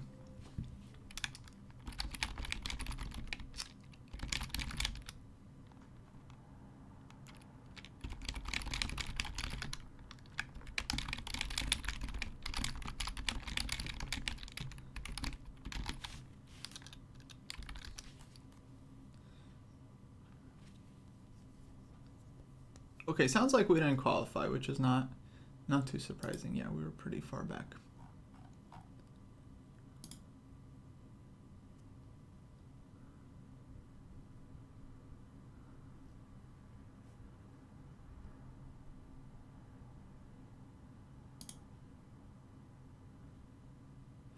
Oh, there it is. Okay, so they do have a page. Cool. Okay, yeah, we definitely did not qualify. Cool. Good, because I'm kind of hungry.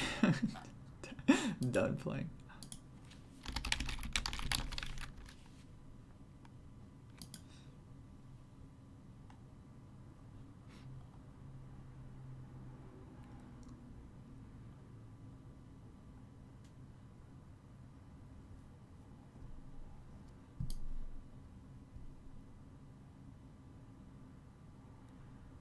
Oh Oh man, Pemin says computer eval is the only truth. Which computer, buddy? Which computer is the truth? Because it used to be Ribka. Ribka was the truth, and then after that it was like Houdini was the truth, and then Komodo was the truth, and then Stockfish was the truth, and then Alpha Zero was the truth, and then Leela Zero was the truth, and now it's back to Stockfish. And then for a second there, I mean, in the past, like Fritz was the truth, you know, for a couple of years. So what is the truth? Is it really truth if it changes from engine to engine? Seems kind of weird, right?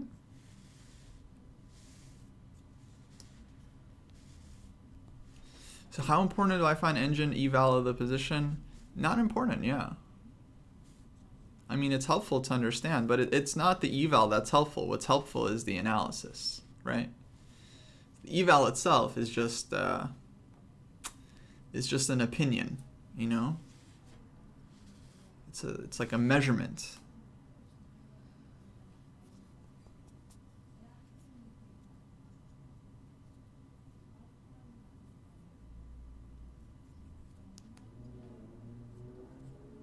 Hey, Hefeweizen with the Prime sub. Thanks so much. Oh, Crafty. Yeah, Crafty had some truth to speak as well. That's the thing, guys. You know, you show two different engines the same position, they're going to give you two different truths. So it sounds like the engine doesn't really give the truth. The engine gives an opinion. And we tend to worship that opinion, but I think that's very misguided in general. I mean, the engines have like really helped chess in many ways. Like, we've discovered so many different ideas thanks to the engine, not just in the opening, but in the end game and in middle games, you know, that we think are supposedly evaluated one way or the other. You know, engines give completely different opinion. So yeah, ultimately I think what's going to help your chess is just understanding, you know, how the engine comes to that conclusion. Right? Like, you could have a position, the engine is saying +3, that means you're winning. But if you can't find the winning move, you know, what good is that for you, right? Like, how are you going to make use of that over the board? Now, the eval is interesting because, like, if you didn't think you had a winning position, and then it turns out you do have a winning position, then you kind of misevaluated something there. So that could be instructive for you to understand. But just the evaluation itself, I feel like, is not helpful on its own. You really got to analyze in order to, you know, get something out of it.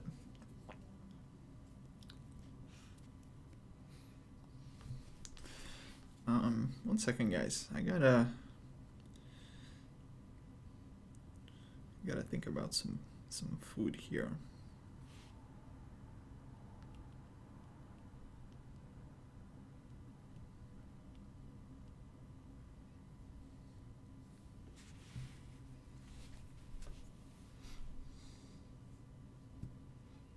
Yeah, Charlie, memory from experience. I mean, I think that sounds very similar to like almost like a pattern recognition, you know? Which is not just tactical. There are many middle games, right, where you can kind of rely on seeing different ideas before and understanding how to play that position. Yeah.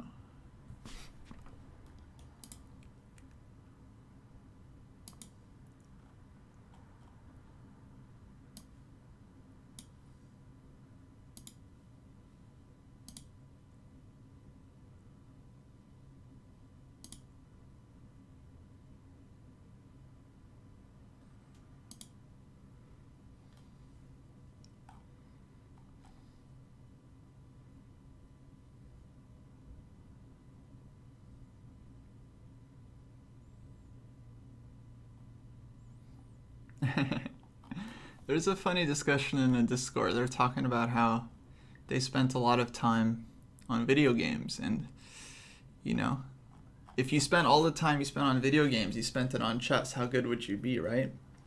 That's a tough question. I've thought about that myself.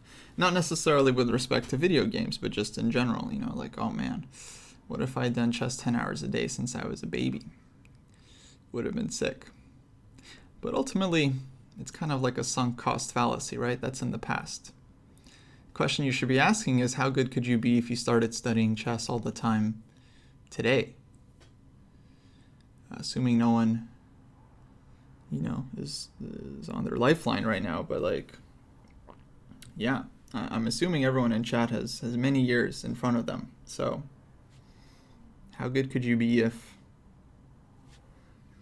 you started studying today? That's what I would recommend thinking about.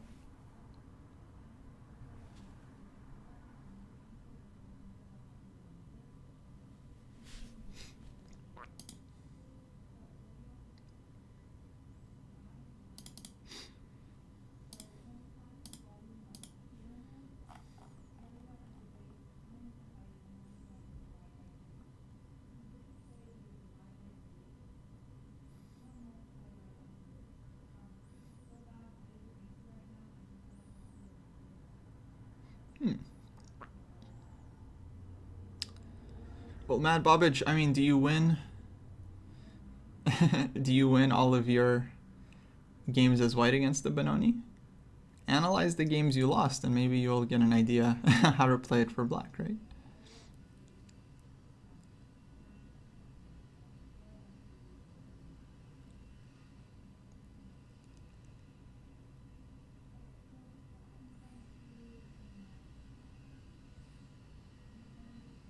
Yeah, it's a really interesting thing because everyone's like, oh, I wish I could just study,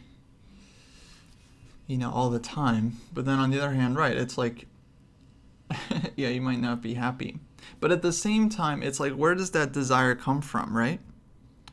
Where does the desire to study chess all the time come from?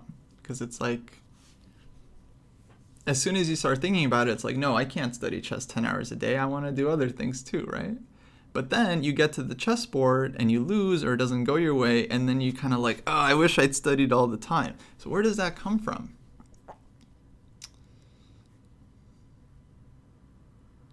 Oh, 3 times is nothing, Mad Bobbage. 3 times is nothing. That's like, yeah, it's absolutely nothing. Play like 30 games and then ask the question, how do I how do I make this work?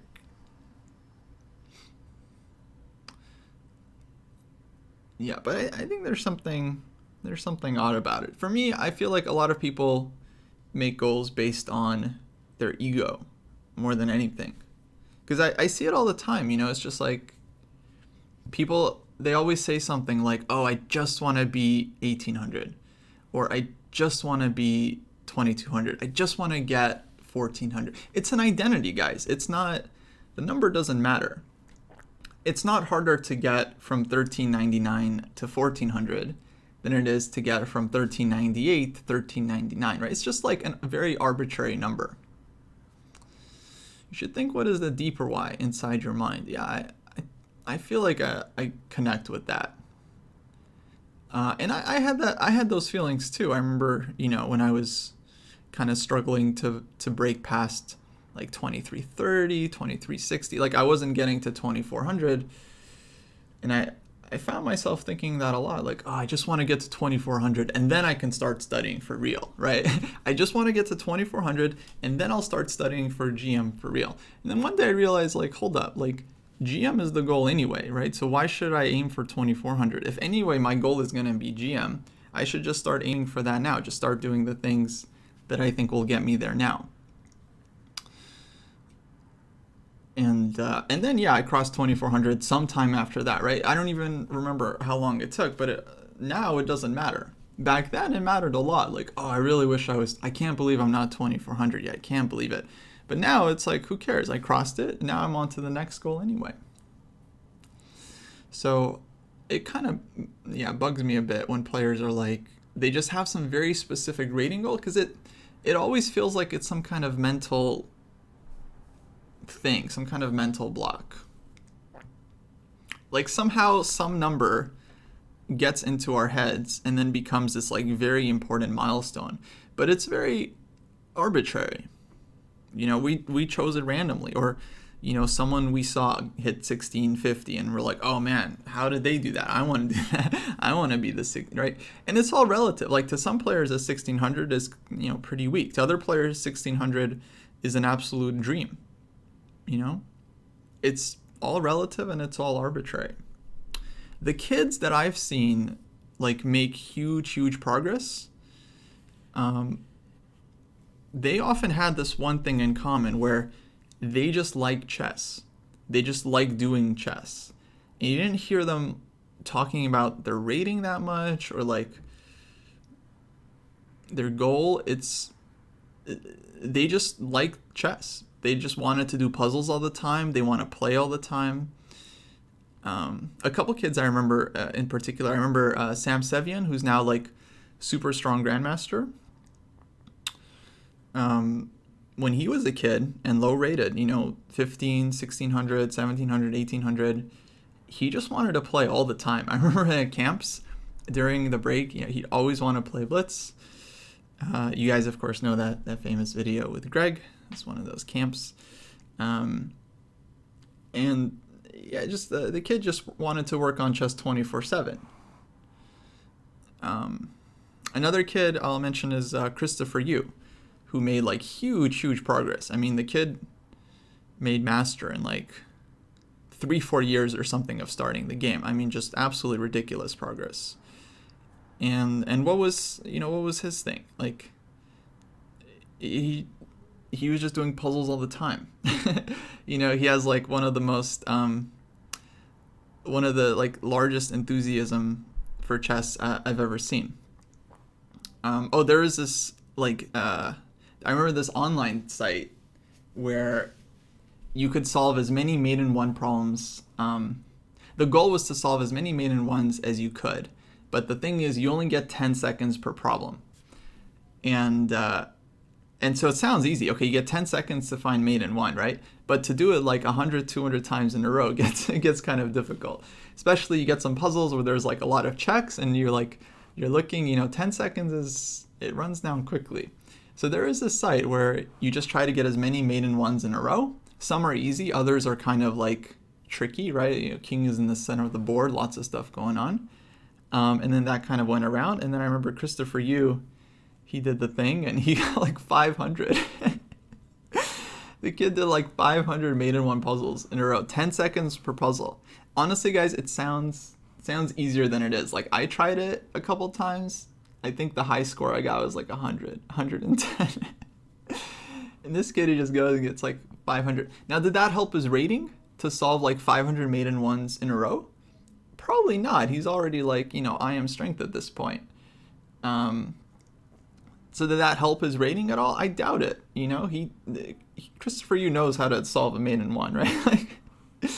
But he just did it because it's fun, right? Because he loves the game. He just loves chess. He's enthusiastic about it. So for me as well, I felt like I always made the most progress when I wasn't focused on some rating goal and just playing just to get the results.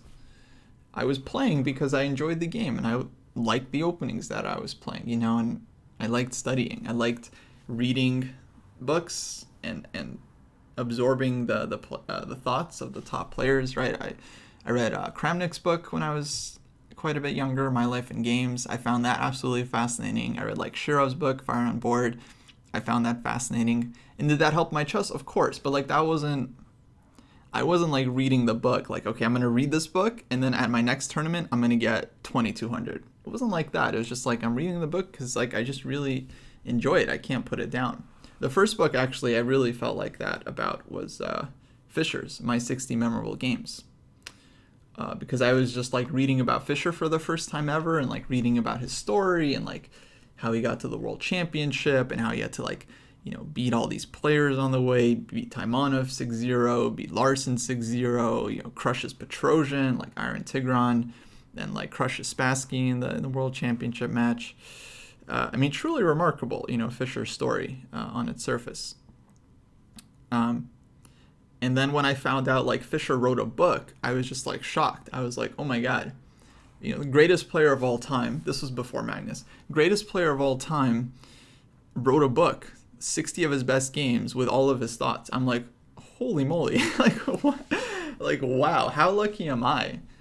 The greatest player of all time just like wrote a book annotating 60 of his best games. Oh man. So yeah, I enjoyed every second going through that book. It never felt like a chore. It never felt like that was like I had to force myself to do that. Now, of course, Kasparov is better than Fischer, but back then I didn't really understand. Right, I was still like maybe 1800. I didn't really understand Kasparov's power yet. Now I understand. No, Kasparov, like, I mean, we all stand on the shoulders of giants, right? So Kasparov is definitely better than Fischer. And I think Magnus is better than Kasparov. I just think every, like, new, generation is better than the last. It doesn't mean every world champion. Like, I wouldn't put Kramnik necessarily ahead of Kasparov or Anand, right? But Carlsen for sure.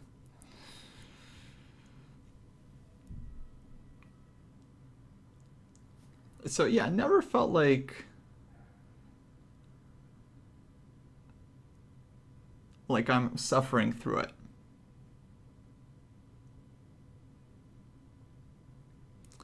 Yeah, Steve, for 1,000 rating, I would say the Fischer book is pretty difficult. But yeah, for me at that point, I thought it was pretty good. And I wasn't even an E4 player, guys. I was a D4 player. I didn't play any of Fischer's openings. I didn't play E4, I didn't play Najdorf, I didn't play King's Indian. I didn't play any of his openings back then. But I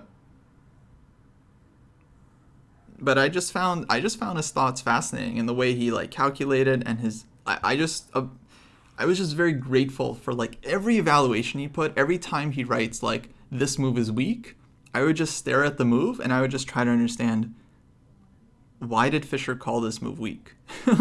like what is it? Like I would look at the move and I would think, I don't know, it looks like a reasonable move, and he calls it weak move, and I'm like, huh. And I was like, well, I mean, the dude's a boss. Dude knows what he's talking about, right? So I would just kind of sit and try to understand, What openings did I play at that time? Well, I was playing D4, I think, not very well. I was just kind of starting out, and I think as black I was playing the French, E4, E6, and against D4 I think I was playing like the Tarrasch, or yeah, probably the Tarrasch at that point.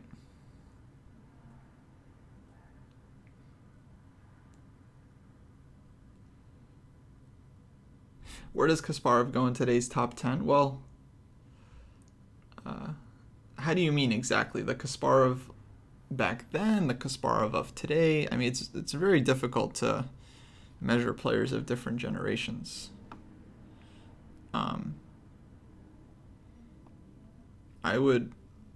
If we're talking about like the Kasparov from the 90s, I would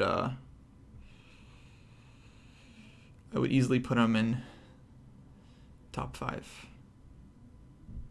It's very difficult because like the game has progressed, and with all due respect, obviously, to the great Gary. I mean, the guy is just, I think he was so good for so long, people take him for granted. Like, I think that's how, it's like, okay, I think Kramnik, kind of showed the right technique against Kasparov. If you guys are not familiar with the Kramnik-Kasparov match, it's a very hard fought, very fascinating match. But basically, Kramnik kind of dominated it because he just got Gary into these very technical positions. And with black, he kind of exposed Kasparov's weakness by going into the Berlin endgame, where white is supposed to be better, but white has to play in a very like kind of technical style to convert it, which Kasparov, again, with all due respect, was just not ready for at the time. Does that mean Kramnik is a better player than Kasparov? I mean, that's I don't know. I never felt that, but I mean, I'm just a fish, I am, compared to these guys. The Berlin spam was dumb. No, dude, it won him the match, and then it's still like the most popular opening. The Berlin is like one of Kramnik's like greatest contributions. I mean, it's still like one of the main openings. And before Kramnik, basically no one really played it at the top.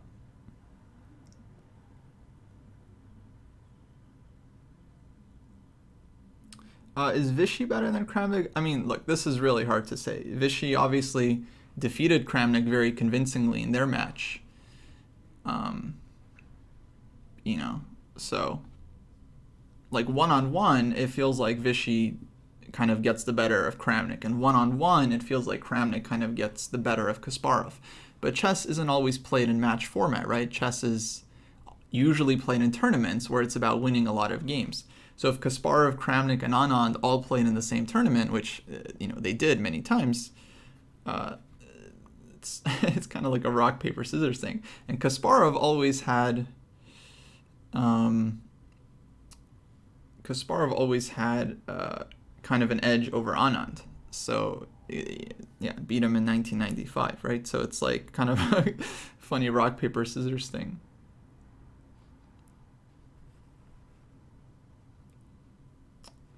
Yeah, Coder, I don't think you're being too fair to Kramnik. I mean, these top players, their job with black is to equalize. It's not to like prove something to their opponent or to like win the game. With black, usually they're just trying to equalize and hold. And with white, Kramnik won some games as well. So it's not like he just drew all the games and then drew the Armageddon and then won the match.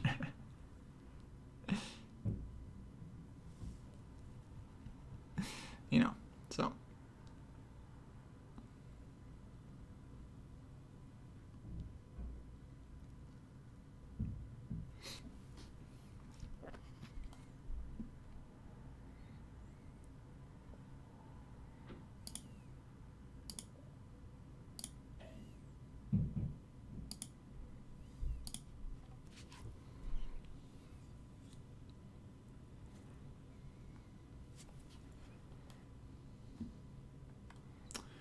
But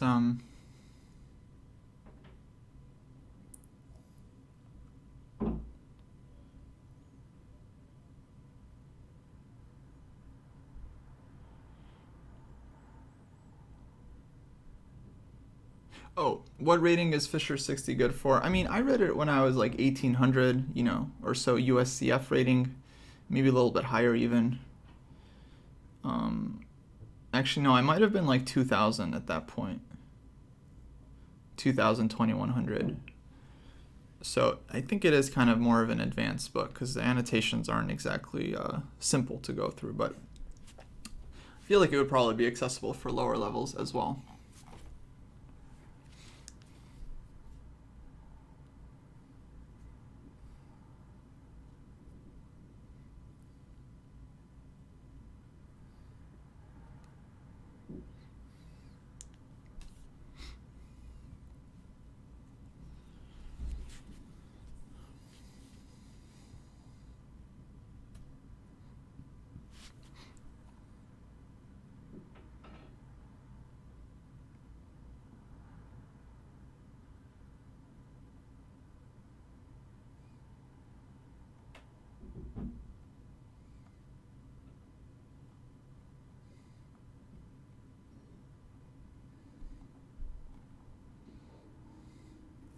Actually, that's one of my that's one of the best things I think Kramnik ever said. I forget where he said it exactly. It was either in some interview or in like a video or something, but he kind of made this point where like, people always give him grief because he's like a very technical player and Kasparov is like a very like sharp player. And people always say like, well, Kasparov's style is like better for fans, right? And like, oh, why can't Kramnik, play like Kasparov? But the thing is, like, the point Kramnik makes is like, the reason Kasparov plays sharp dynamic chess is because that's his strength. If Kasparov's strength was to play like, really technical endgames, he would go into the endgame every game. So it's not like Kasparov is like this big like fan favorite, like always playing for the spectators. No, he's just playing to his strengths, like all players do. So I thought it was really funny. This is Kramnik's point. He's like, yeah, like I'm a technical player. It's just like, it's what I'm good at, right? That's what I'm going to do.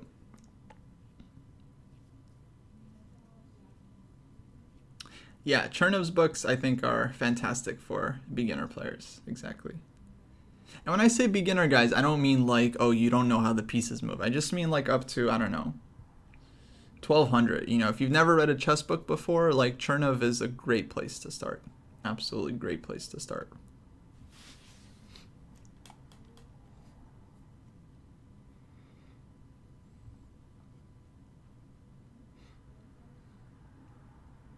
Do I think the World Championship should go back to being a knockout tournament? No, not really. I don't think that was...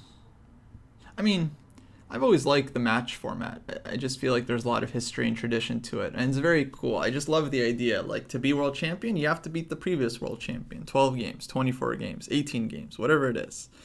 But, you know, from a spectator point of view, I think a knockout is a good format. Just invite top 16, including Magnus. You know, give Magnus the number 1 seed. His advantage that he gets to play the number 16 seed in round 1, right? And then just, yeah, every year there's a new world champion. But it kind of, I don't know, it's weird because it, in a way, it kind of like closes the chapter on big part of chess history. But I was thinking about that. I think that I would be fine with that if we just all collectively agreed, okay, Magnus is the last classical world champion. He beat Vichy in a match, Vichy beat Kramnik in a match, Kramnik beat Kasparov in a match. Like, Magnus is the rightful heir to the throne. He's the last classical world champion. And then from now on, like 2022 and forwards, we're just going to do a new system, new world championship tournament every year. New knockout every year, invite the top 16 players, some, you know, qualification process, you know, give a wild card to whoever puts up the most money, and that's a joke. And then let them battle it out year after year. I think that would be exciting.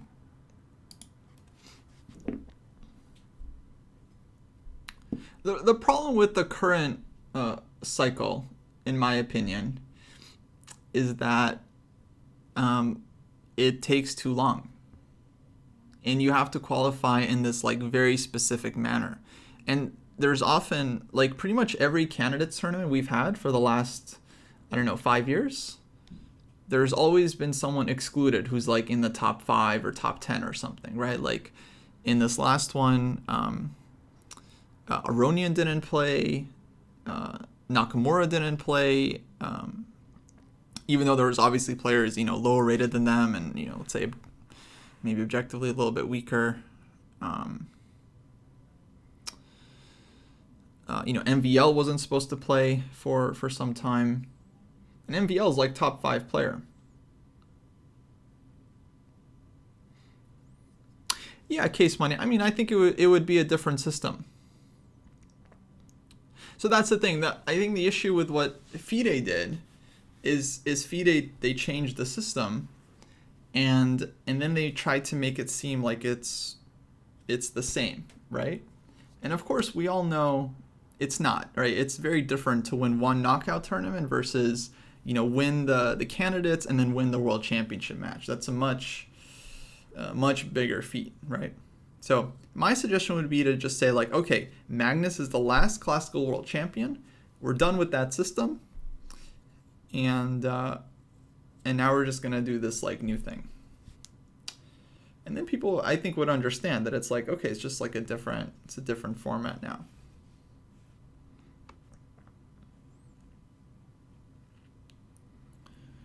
Yeah, or do it like do it kind of like tennis does it. I think tennis has an interesting system where they don't have a world champion; they just have rankings.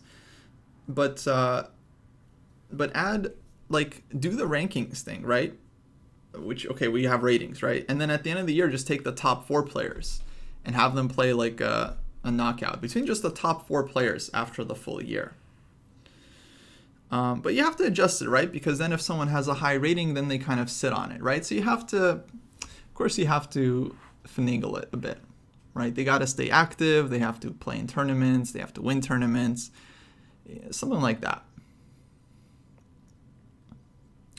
Was the Karyakin match exciting at the time? There was a lot of hubbub. Yeah, I mean, every World Championship match, I think, was extremely exciting at the time. I mean, not everyone finds it exciting, but I think that's often because, you know, we don't necessarily understand the depth of the games. Yeah, we are definitely the verified section is definitely still open, guys. If you want to join our verified group, you can check out the Patreon post.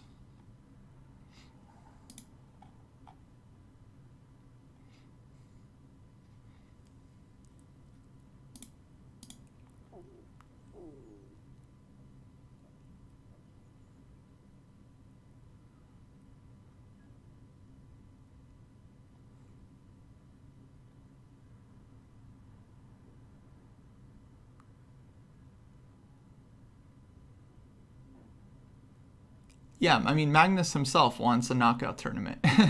He himself has said that he doesn't like the current cycle. I mean, he's happy to benefit from it, it seems, but he himself has said he would prefer that the World Championship was just a knockout every year.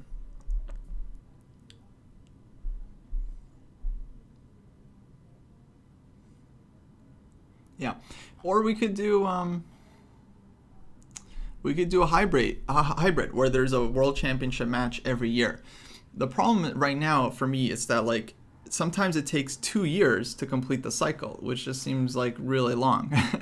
Like a year to determine the candidates, and then a year to like play the candidates and then play the match. I feel like a better system if we're gonna do it this way, if we're gonna stick to matches, just have it all done in 1 year. So first 9 months, 10 months of the year is just normal. And then they take the players who have done the best over the 10 months, they put them in a knockout, and then the winner faces Magnus.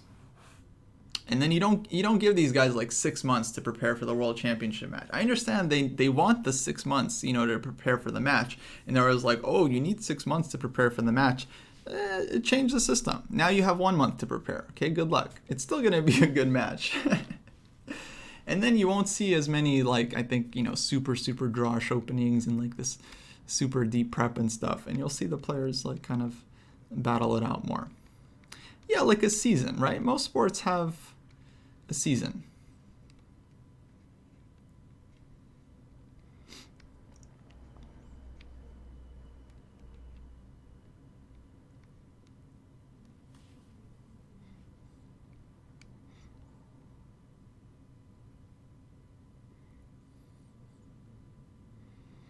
Yeah, like the absolute height of prep. But I don't like that. That's not, we're trying to find out who's the best chess player, right? Not who has the best prep.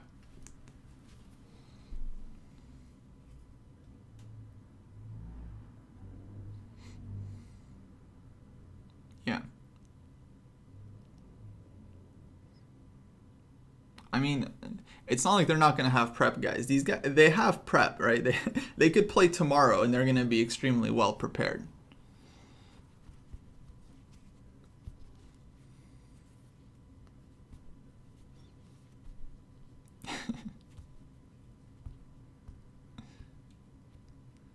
Funny.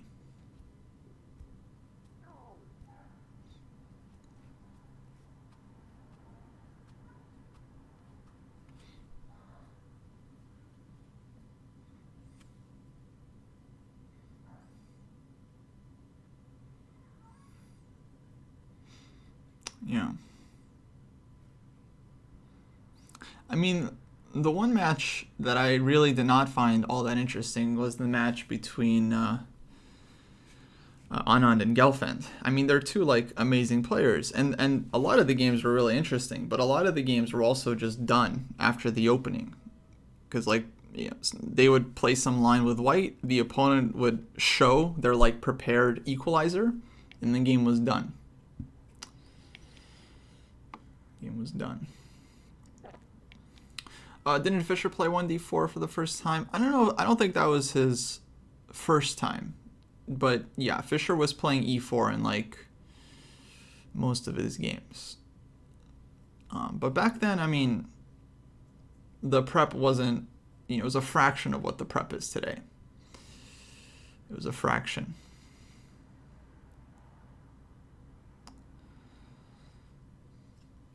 So, not as big of a deal, I think. Though you could say, if you caught your opponent in some line, back then, I mean, it was pretty dangerous. Yeah, Fischer played c4, the guy played e6, and then he played d4.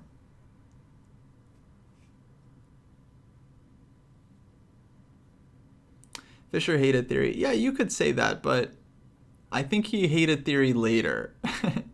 He hated theory once it started getting past him.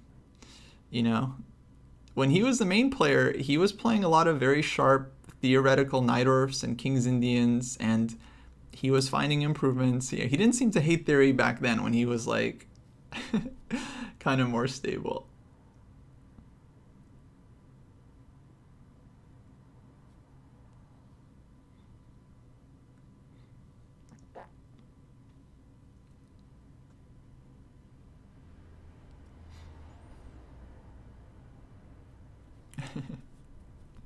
Yeah. Then once like the theory got ahead of him, then he's like, you know what, guys? I'm sick of this theory. What's with the theory is ruining the game. He didn't complain when he was the one with like the best, Najdorf analysis.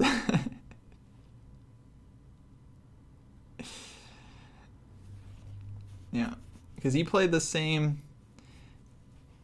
openings right over and over again, and he would out analyze the Soviet. Now, maybe I'm wrong. Maybe he hated that. Maybe he hated it the whole time. Maybe he was like, I hate that I have to study theory. Maybe it was like, I hate that I have to study the opening. But from what I've seen, I mean, he repeated his openings. He looked for improvements, and yeah. Bored Apple, MVL has been suffering from all the prep for several years, so I'm not sure. Maybe he's sick of it, but that's been MVL's issue for more than this past year. Believe me, he's been playing the Najdorf for many years. He's been playing the Grunfeld for many years. He's been getting caught in prep for many years, and he hasn't changed so far. So it's hard to say. No, not that MVL can't prep, just that he changes his lines much less frequently than the other guys do. So he's more of a sitting target.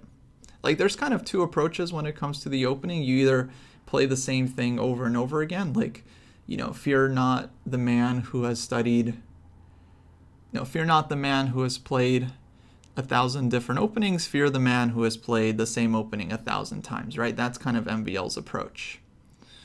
So he's fallen into prep quite often, and still, I mean, okay, 2,800, right? So it's not like his approach doesn't work.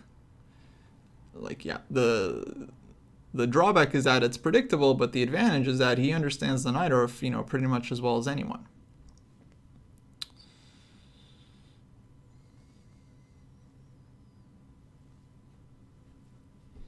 MVL probably has a different opinion, Legion. That would be the simplest explanation I can think of. He just has a different opinion.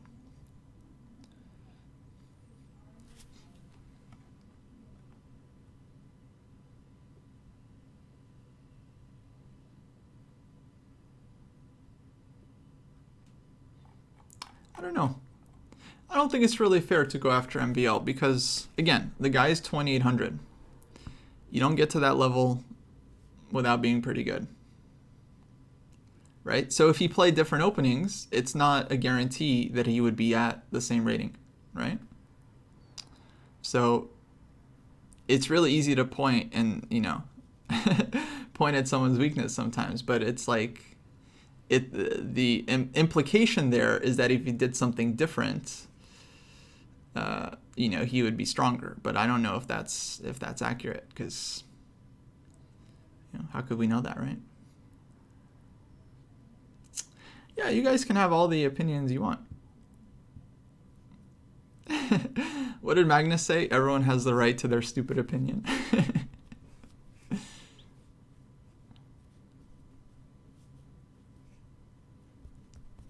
Echo, I think you're just oversimplifying a little bit. A lot of players know the Grunfeld very well. Swidler is a Grunfeld expert. MVL is a Grunfeld expert.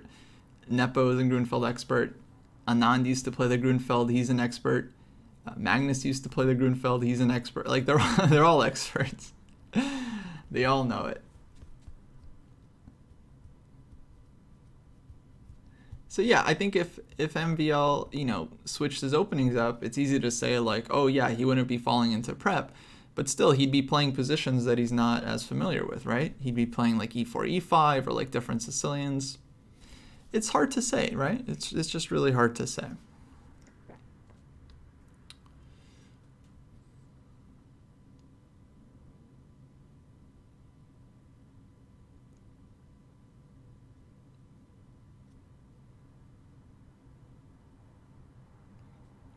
Yeah. Again, I'm sure he could play other openings. I'm sure he could play them at like a really high level. But I don't know. I just have like a very kind of simplistic view. Like if the guy hit 2800, it's really hard to criticize his approach for me. Clearly there's more than one way to get to 2800. So it's hard to say what they should or shouldn't do.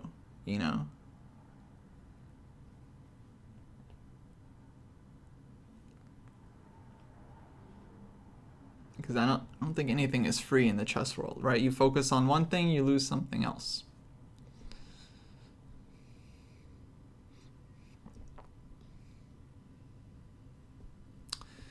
But Nepo is also a Grunfeld player, Mikhail Smyslov. So why are we ignoring Nepo?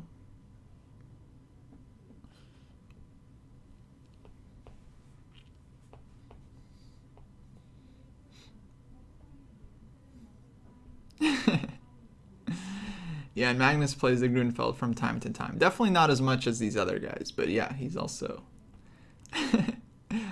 been known to do the Grunfeld. Oh wait, we're repeating stuff now. Hold on.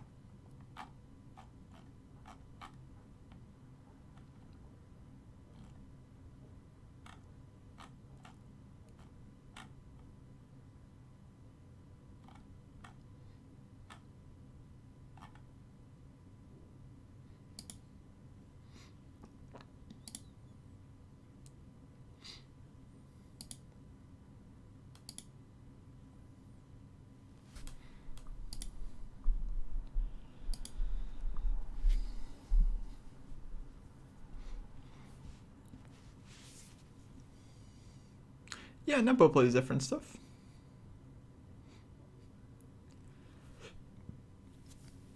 Yeah.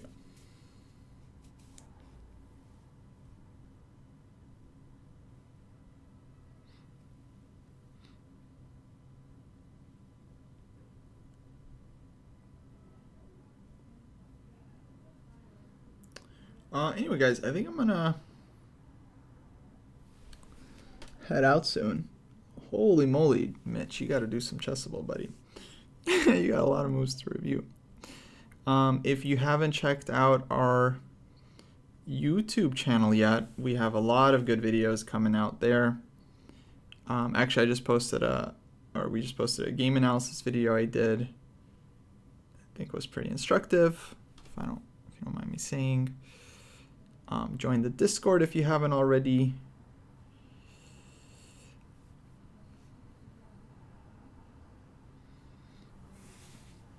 Hey, Pleafers with the raid.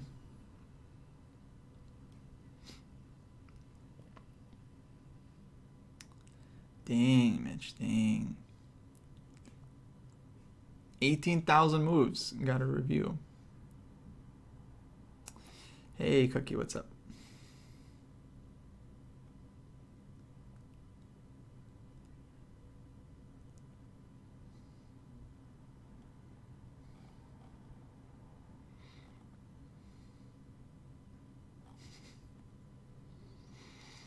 Yeah, time to raid.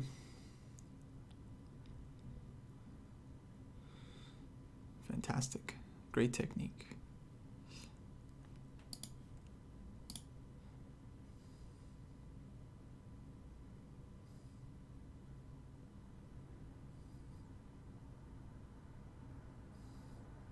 All right, we'll raid the Big Chess channel because they're still doing the Arena Kings finals. Yeah, the Discord is great, guys. I mean, the Discord has been around longer than our Twitch channel. That's where the dojo really lives. The dojo is the Discord. That is the physical chess dojo. like the dojo, like the place where you go to like improve your chat. This is just like, you know, the Twitch arm of the dojo itself. Like, it's no different as if we had like a, you know, an actual like brick and mortar dojo, and we had like a little setup where we could like stream from there maybe one day in the future.